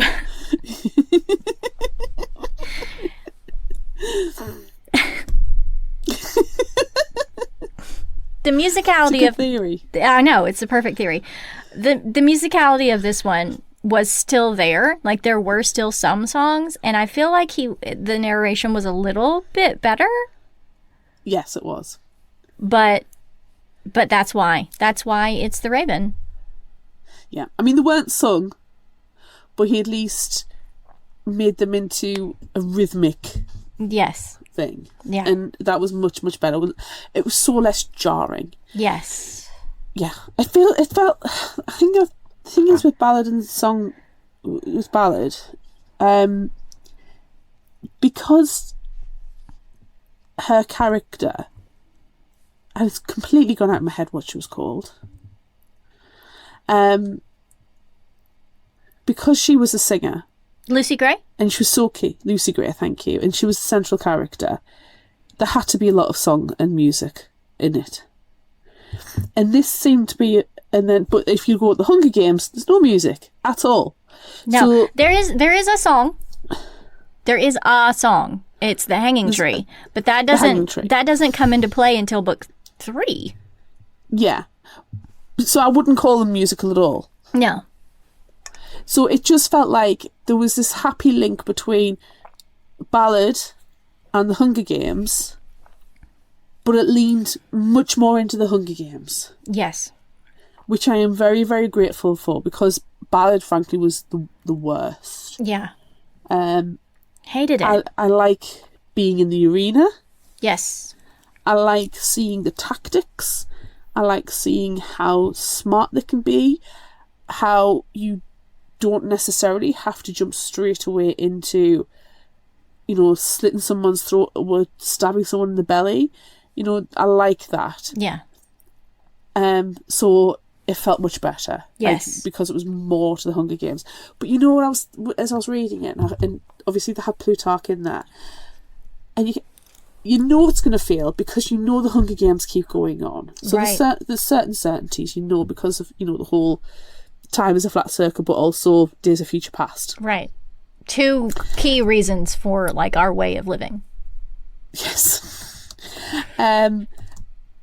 So certain things are, what are certainties. Yeah. And it did, so it felt fruitless for Plutarch to be like, hey Mitch, I'll bring the games down. Because you think it's not going to work, because the games are going to go on for another 25 years, 26 years, because there is two Hunger Games. Right. So it's not going to happen, it's not going to work. So you think it's fruitless, but then as I was listening to it, this isn't just Haymitch's story, it's Plutarch's as well. Yes. He's a rebel, but he can't do anything until he becomes the head games maker. Yeah, he has to have the power. He is playing the long game. He is playing a very long game. Yeah. And so he's doing what he has to now to constantly just chip away at the career ladder. Yeah. To get to that position and to have Snow trust him. Yes. So it's got to be subtle, it's got to be slow, and that makes sense. So it's not just, Haymitch is obviously front and centre, and we're learning exactly why Haymitch and what's happened to Haymitch. Mm-hmm. And I know you said how you didn't like some of the characters coming in, but there are some that it's pivotal to find out, like Plutarch. The reason he's able to bring down the capital and the regime is because he's played the long game. I loved Plutarch. I loved Plutarch in Catching Fire as well. And I loved that he was in this one, and I also liked that Effie was in this one. It felt okay for those characters. Those were fine, on account of the toad licking. But I don't know why maybe if it had maybe if it had only been BT, or if it had only been one or two of them, but for it to be all three of those key former people, like, I mean, I'm sure Finnick would have been added into this if Finnick were alive at this point. But he's not. He's not alive yet. He's a baby. But, like, just because it was all three of them, because it was Mags, and it was Wyrus, and it was BT, like, I think I would have liked it more if maybe just one of them hadn't been included. If we had gotten to see someone else, because there are so many people. I mean, there are 49 theoretical winners thus far, and I mean, it can't be Lucy Gray, because we know what happened with Lucy Gray, so, and like no one else from 12 has won, and then no one else from 12 wins after Haymitch until we get to the 74th games. But like, there are so many people, and we could have gotten another cool character. I think it was a missed opportunity, but it was also okay, because we know those characters, and so it's nice to see them in the before times a little bit, but still I think we missed out on having an additional cool rebel character that maybe could have died, and that also could have spurred Haymitch on to want to change things. I mean, everybody has to die in Haymitch's life, obviously, but... Well, exactly. You either have to die or you have to be messed over, so you'll permanently change. Yeah. I think that is definitely one very sound and one very valid argument. And the other part of us is actually thinking, they've started... I wouldn't be surprised, but if Suzanne Collins had said, I'm going to do another Hunger Games book... Those conversations, with our publisher and our agent taking place. Mm-hmm. And they're like, right, okay, movie. There's going to be a movie. Yeah. It's automatic. Obviously. So I kind of half wonder, and this is the cynical part of me, and we know I'm cynical, if Mebby's, Wyrus, and Mags, and BT,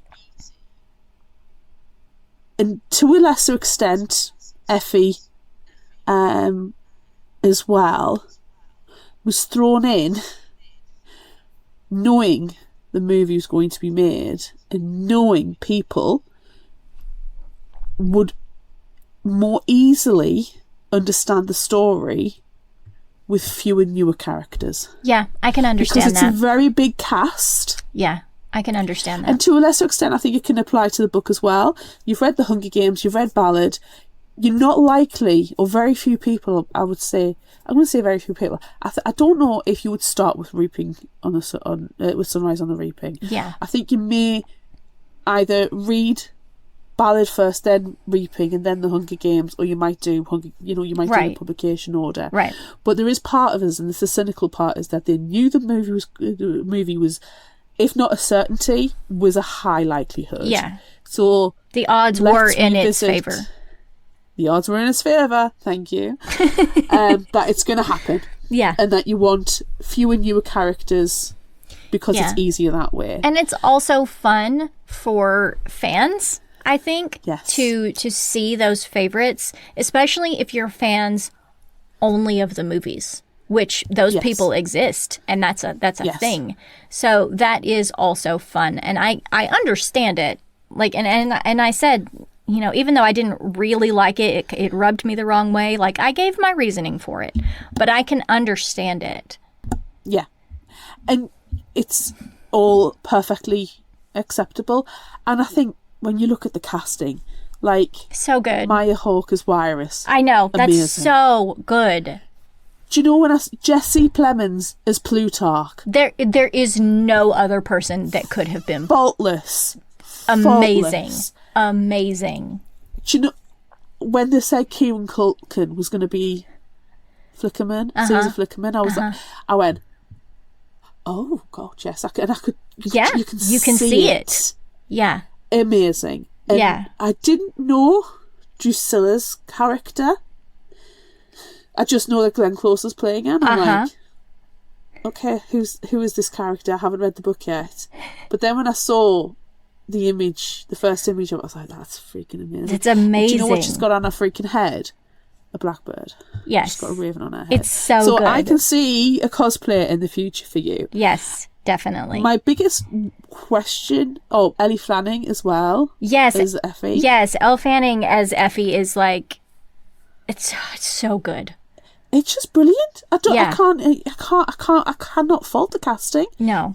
Whoever the casting directors are, give them the Oscar for for sure. Is that an Oscar that you can win? Yeah, I think possibly. I don't know. It can be now. The only person who's missing from the cast is actual. Gone out my head. Jeez, what's the mate? He played Hamish. Woody Harrelson?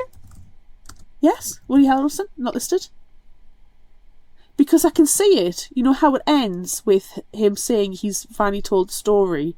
Yeah. To Peter and Katniss. Well, and Katniss and Peter, Lawrence, Jennifer Lawrence and Josh Hutcherson. Yes, Hutcherson. They're confirmed. Yeah. And I'm like, okay, so is it going to be opening him sitting down with them and talking to them? Maybe. We need him in. Yeah. Yeah, I don't know. Oh, he's the young whippersnapper who's playing young Hamish. Because his curly head mop's pretty good as well. Yeah. Do you know who I also really like? Joseph Zeta. That's Hamish. I like Ralph Fiennes as President Snow. Yeah. I think that's... it would have been really hilarious, I think, if it had been like Kiefer Sutherland.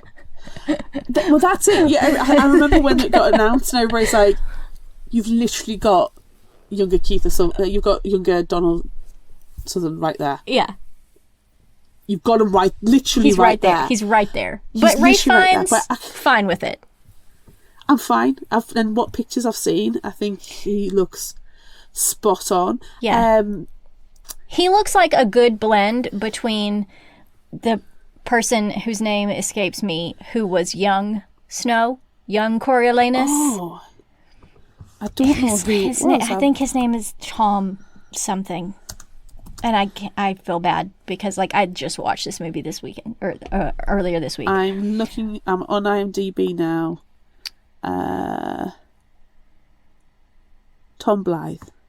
Yeah. So I think Ralph Fiennes is a good mix of Donald Sutherland and Tom Blythe. I think he's a good middle ground. He bridges that I'm gap. looking at a picture of him now because I haven't seen the movie. Yeah. But no, I agree. I think there is that. I will tell you that while Jacob and I were watching Ballad, they shave President Snow, or Coriolanus. He's Coriolanus in this one. They shave his head, but his hair is it's like white blonde. And Jacob says out loud to me and then sends me a text from the couch sitting right next to me that he looks like Kristen Stewart when Kristen Stewart shaved her head. And he did 100% look exactly like Kristen Stewart when she shaved her head and her hair was bleached. And you know what, it's fine. But I was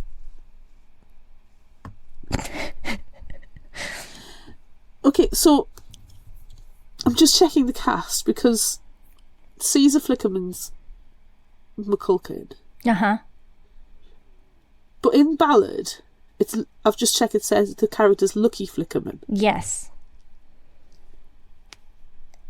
And that's not Caesar Flickerman. No, it's not the same person. It's a relative.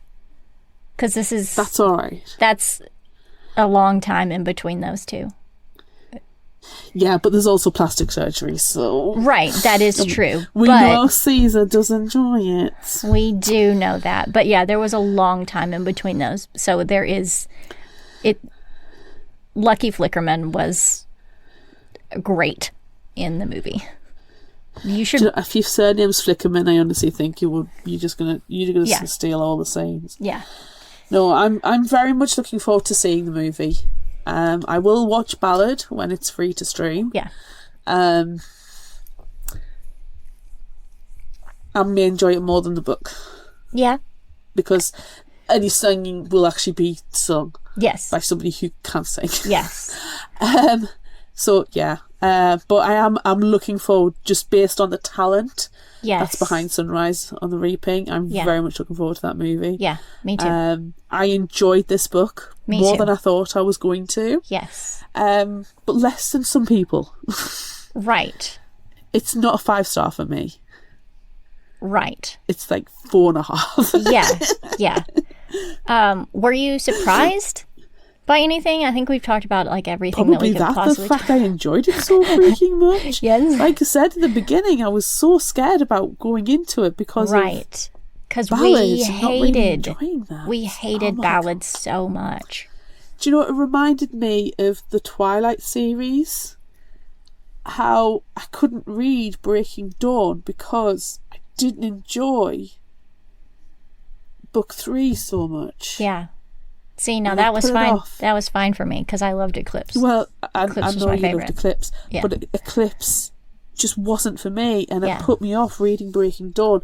And I remember I was off work sick, and I was bored of daytime TV, and I picked up Breaking Dawn. I was like, why did I put this off? Right. And I feel that same sense with Sunrise on the Reaping. I have had my copy since a week before it was released because Same. my pre-order came in so quickly. I mean, mine came in on the day, but still, I have had it since then as Still, well. we've had it since release, and just I know we've talked about doing it a few times, but we've kind Yeah. of gone, oh, we're going to like Yeah. it because so many people we know and respect their opinions of have said how much they enjoyed Ballad, but we no, it didn't. No. And I think No. I'm glad we've done it. I'm very glad that we've done it. Yes, me too. What's your surprises? Really and truly, I was surprised that the book went on for so long after the end of the games. Like, I was legitimately shocked at how much more book there was when the games ended. Yeah. There was a lot left, and I was like, wow. I mean, it's like the way Suzanne Collins writes her books, because this was also another bit of background information that I read, or when I was trying to compile stuff. She does her books in parts, so they all have 3 parts, and it's because she was a screenwriter prior to becoming an author. Yeah. So she knows that, like, okay, well, this happens in part 1, this happens in part 2, this happens in part 3. And so I know if I don't get to where I need to, I know that I have to fix something in this exact section of the book. And they have the same number of chapters too. So like, it's a third, only 2/3 of the book are over with. And, you know, just listening to the audiobook, I wasn't really paying attention to how much was left. And then I look down and I see, oh my God, there's a third of the book left. Yeah. Jesus.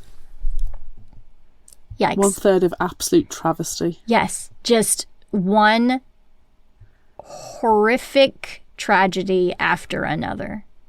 If you only heard the 3rd act and all the horrible things that happened to him, it's just in the 3rd act, you can understand why he turns the way he does. Yeah, I appreciated that at the beginning. He's like happy-go-lucky, you know. Obviously, he's having a bad day because he's born on Reaping Day, but like he's just happy-go-lucky guy, gonna spend the afternoon with his girl. They don't call her best name. girl. They don't call his name. Everything's fine, and then it all goes to shit. So we should technically have covered this one in December of last year. True. It would have been a nice fit. It would have been a perfect fit. Yeah. But we covered it this month. But we instead, and I'm did. We very covered it pleased this that we month, did. and I'm very, very pleased that we did. God damn. Yeah. Do you have any favorite final thought quotes?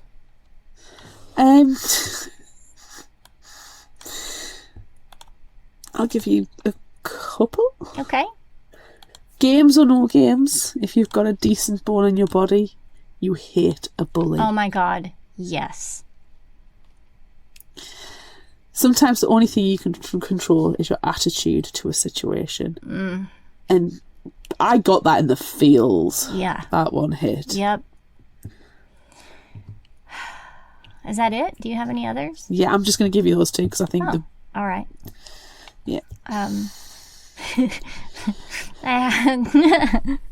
have to share this one. It's either the arena's malfunctioning or I've been licking toads. Yes. Don't lick toads. They can't consent. No. I'm nobody's idea of hero Haymitch, but at least I'm still in the game. Like, yeah, Plutarch, you are in it for the long haul. Yeah. Let's see. What else do I like? So don't feed the nightmares. Don't let yourself panic. Don't give the capital that. They've taken enough already. Oh, and I also like the moment our hearts shattered, it belongs to us.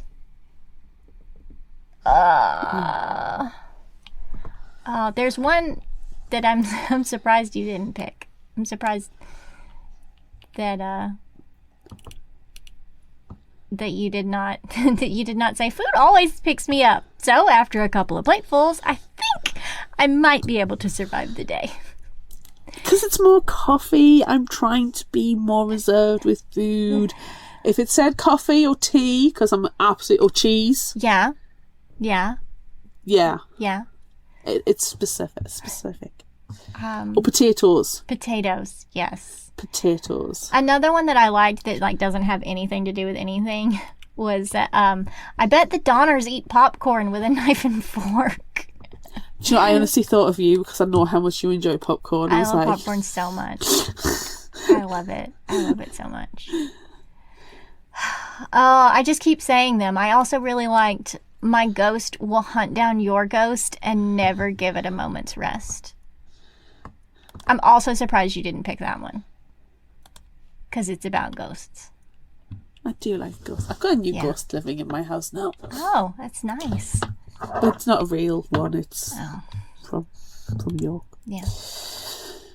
Oh, I also like nothing you can take from me was ever worth keeping, and she's the most precious thing I've ever known. You're getting very sentimental now. I know. I really liked this book. I really, really did. But I'm done now. So we should play Would You Rather. Pew, pew, pew. Pew, pew. Should it be Would You Rather? I know. We've got so much more to go. We still have a third of the episode to go. It's your legitimate shock. We still have a third of it left. Not really. It won't take us that long. Pew, pew, pew. We asked on social media, would you rather encounter the blood-sucking explosive ladybugs or squirrels that will eat you down to the bone? Jesus. Yeah, on Facebook, on the Fictional Hangover page, 71% said the ladybugs, and in a lovely parallel, both the book club on Facebook and Instagram said 67% ladybugs. Everybody's going for the ladybugs. Annie said, my squirrels love me, especially Mr. Nutley. He would send a message that I come in peace, that I will happily feed them nuts if they don't eat me. So definitely squirrels. Cindy says, you can get away from a ladybug. Squirrels are fast, and some can fly. Luckily, these did not fly, but they did eat you to your skeleton, so also bad. Yeah. Claire Reads 1987 says, ladybugs, insects already make me nervous, mainly wasps, etc. I love squirrels and would hate for that to change. Glim Glam Jen, superfan Glim Glam Jen, says, God's little cow, or the ladybug, as she's more commonly known, has always been my friend. I'll take my chances with the ladybugs and dodge the explosions with goose-like grace. And lastly, Trina Reid says, I mean, both of these make me shudder to think about, but I'm going to face the ladybugs. I'm hoping I can just squish them. It's hard as to squish a squirrel. Facts. Harder to squish a squirrel. This is very hard to do. It's a lesson learned from this entire thing. It's hard to squish a squirrel. Yeah. Ugh. So what are you doing? I think the thing is with the squirrels, right, they're going to eat you to the bone. They're going to go for your soft, fleshy bits. Yeah. And they're going to make you bleed out and die so they can munch on you. Yeah. And as much as the ladybug swarm is terrifying, I think we've got our flap down, you know? Yeah. Our flapping and our vomiting and our screaming will surely help. Like you throw yourself on the ground and just start rolling around. And then they just explode as you're rolling on them and you're covered in your own blood while screaming and vomiting. Yeah. Yeah, it's a beautiful sight. Yeah, it really is. Yeah. Yikes. Yikes. I don't want to talk about it anymore. Let's move on then. Would you rather be reaped on your birthday or just before you age out? I would rather be reaped on my birthday. As much as it would suck, you're also very used to the reaping taking place on your birthday, and I would celebrate it a different day. For me, being reaped just before I age out is a big gut punch, because it's like I've nearly got out. You were right there. Nearly free. You were right there. I was just there. I think that I am going to choose to be reaped just before I age out, because I would hope that my, size and knowledge base would be greater as an 18-year-old than if I were 12. Oh, now you see, I think I would be nimble and wily at 12. Yeah. Yeah, but feral. You don't want a 12-year-old to have to murder everyone. 12-year-old murdering all the careers. Yeah. To claim glorious bloody victory. Yeah. And a middle finger to President Snow. While you're eating your birthday cake. And while you're licking a toad. Licking a toad and drinking milk. With the biggest milk mustache. The biggest mustache that you very obviously... Yes. Snow. You lick a toad, and then you drink your milk, and then you dead-eye wipe away your milk mustache. Yeah, it's perfection. What? Would you rather be a career or a newcomer? This depends. The idea of being a career, though, is interesting because it means you're fit. You're healthy. You're fit. You're trained. But I don't want to be an asshole. Right. Yeah, and they are all mostly assholes. I think as a newcomer, you could be that wily, toad-licking, drink-milking 12-year-old. That's what I'm thinking. That's who I want to be. Yeah. The newcomer who's licking toads, drinking milk. Yeah. Taking no prisoners. Yeah. That feral girl in the arena. Yeah. Taking out the careers. Yeah. Yeah. I think that would be beneficial. Yeah. Yeah. Because nobody would expect it. No.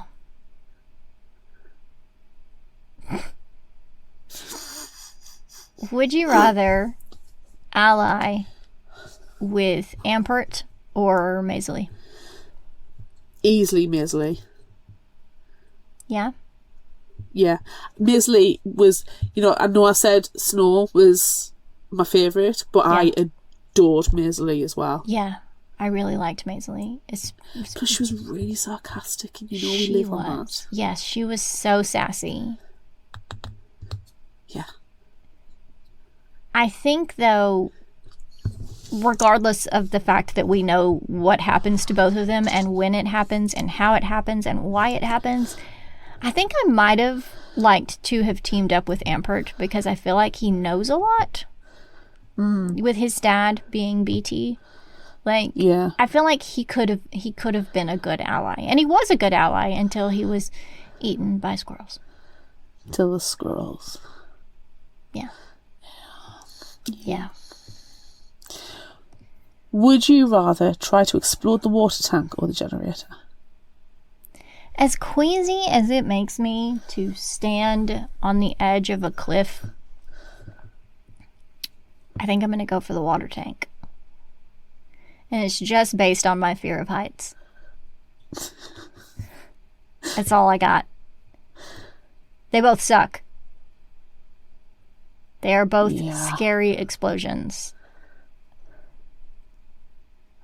But I'm going to say the water tank just because of the axe scene and that, weird gravity. Yeah. And also, if we can do some kind of weirdness. Yeah. You're also holding your intestines inside. I mean, on the outside. I mean, you've got a showboat, don't you? Yeah. Ugh. No, my intestines can stay firmly inside. Oh, okay. All right. That's fine. That's fine. Okay. If you liked this, try this. What are you going to suggest? Okay. I read it. I was like, what's got not necessarily similar dystopian feels, but what's a dystopian book and about an isolation? Because okay. Even though, especially this one, there's 48 people in the arena, there's your styling team, there's the camera people, there's all these people around you. Yeah. When you get in the arena, no matter the allyships that you have, you're alone. Right. So there's themes of isolation. Okay. So that's hashtag tenuous link. Exactly. Yes. And I haven't read this one, but thank you to Reddit for, again, coming up with some good ideas. Mm-hmm. It's part of a duology, but this is the first one. It's called Not a Drop To by Mindy McGuinness. Okay. And there's summaries from Goodreads. Regret was for people with nothing to defend, people who had no water. Lynn knows every threat to her pond: drought, a snowless winter, coyotes, and most importantly, people looking for a drink. She makes sure anyone who comes near the pond leaves thirsty or doesn't leave at all. Confident in her own abilities, Lynn has no use for the world beyond the nearby fields and forests. Having a life means dedicating it to survival and the constant work of gathering wood and water. Having a pond requires the fortitude to protect it, something Mother taught her well during their quiet hours on the rooftop, rifles in hand. But wisps of smoke on the horizon mean one thing: strangers. The mysterious footprints by the pond, nighttime threats, and gunshots make it all too clear Lynn has exactly what they want, and they won't stop until they get it. So it's got this isolation theme to it, but it's got this natural predatory threat to it as well. Mm-hmm. And that survival link and dystopian future. So I thought it was quite a good link, and it sounds quite interesting. Yeah. What have you got? I'm going to suggest one that I have read. I read this trilogy quite a long time ago because it's an older one. I think the first one came out in like 2012, maybe. So this is an older one, but I have read it, and it was good. It was very good. So it's called Court of Fives by Kate Elliott. And here's the summary from Goodreads. On the Fives Court, everyone is equal, and everyone is dangerous. Jessamy's life is a balance between acting like an upper-class patron and dreaming of the freedom of the commoners. But away from her family, she can be whomever she wants when she sneaks out to train for the Fives, an intricate, multi-level athletic competition that offers a chance for glory to the kingdom's best competitors. Hashtag tenuous link. Then Jess meets Kaliarkos, an improbable friendship between the two Fives competitors, one of mixed race and the other a patron boy, causes heads to turn. When Cal's powerful, scheming uncle tears Jess's family apart, she'll have to test her new friend's loyalty and risk the vengeance of a royal clan to save her mother and sisters from certain death. Super hashtag tenuous links, except for they're not tenuous at all. Sounds really good. Yeah, it was a lot about the competition too, and it was a really cool description of the competition that takes place. So excellent. Yeah. What about a new and indie spotlight? Okay, so the new and indie spotlight this time is a little weird, but it's also Days of Future Past and time being a flat circle sort of thing.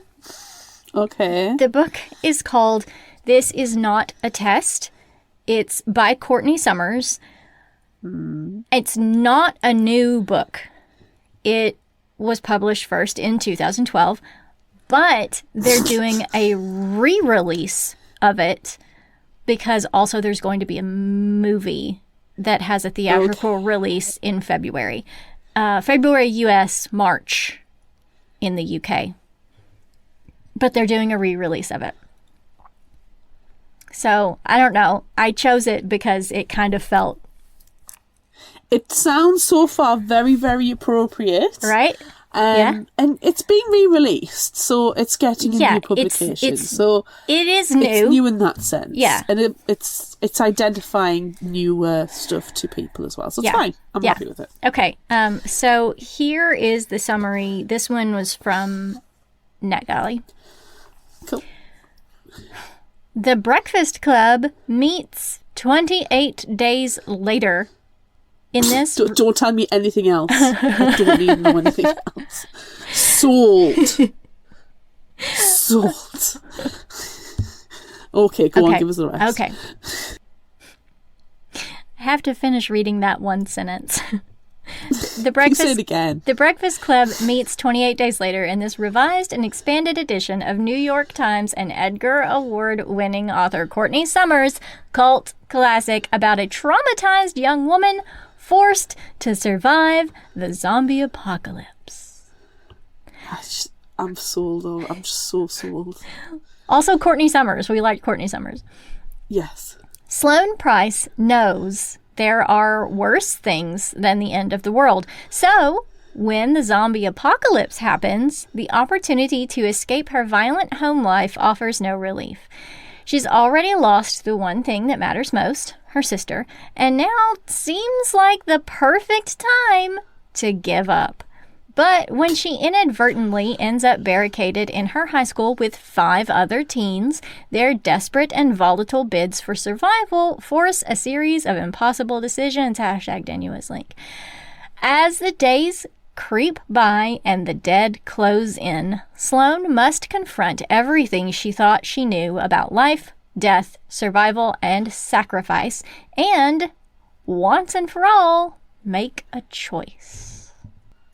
Sounds pretty fun. Also, there are zombies. I think it sounds great. Yes.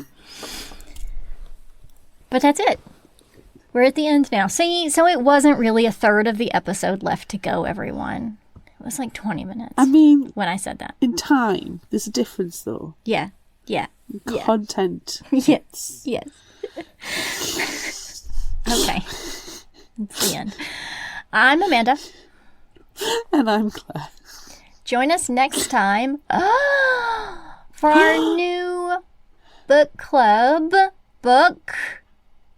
We're going to discuss The Oracle Queen by Kendara Blake. And we're actually going to try to figure out a time to meet virtually to actually try to talk about this one. So we'll post that all over social media if we can come up with a time to do that.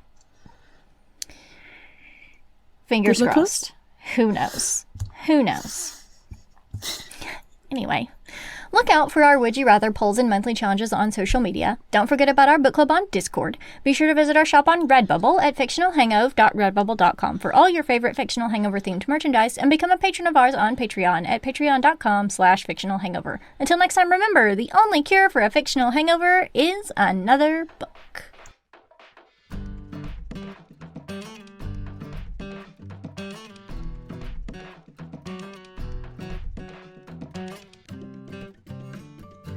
You can find us at fictionalhangover.com and follow us on all social media at Fictional Hangover. If you like this episode, check out our others and be sure to rate, review and subscribe so you don't miss out. Thanks for listening.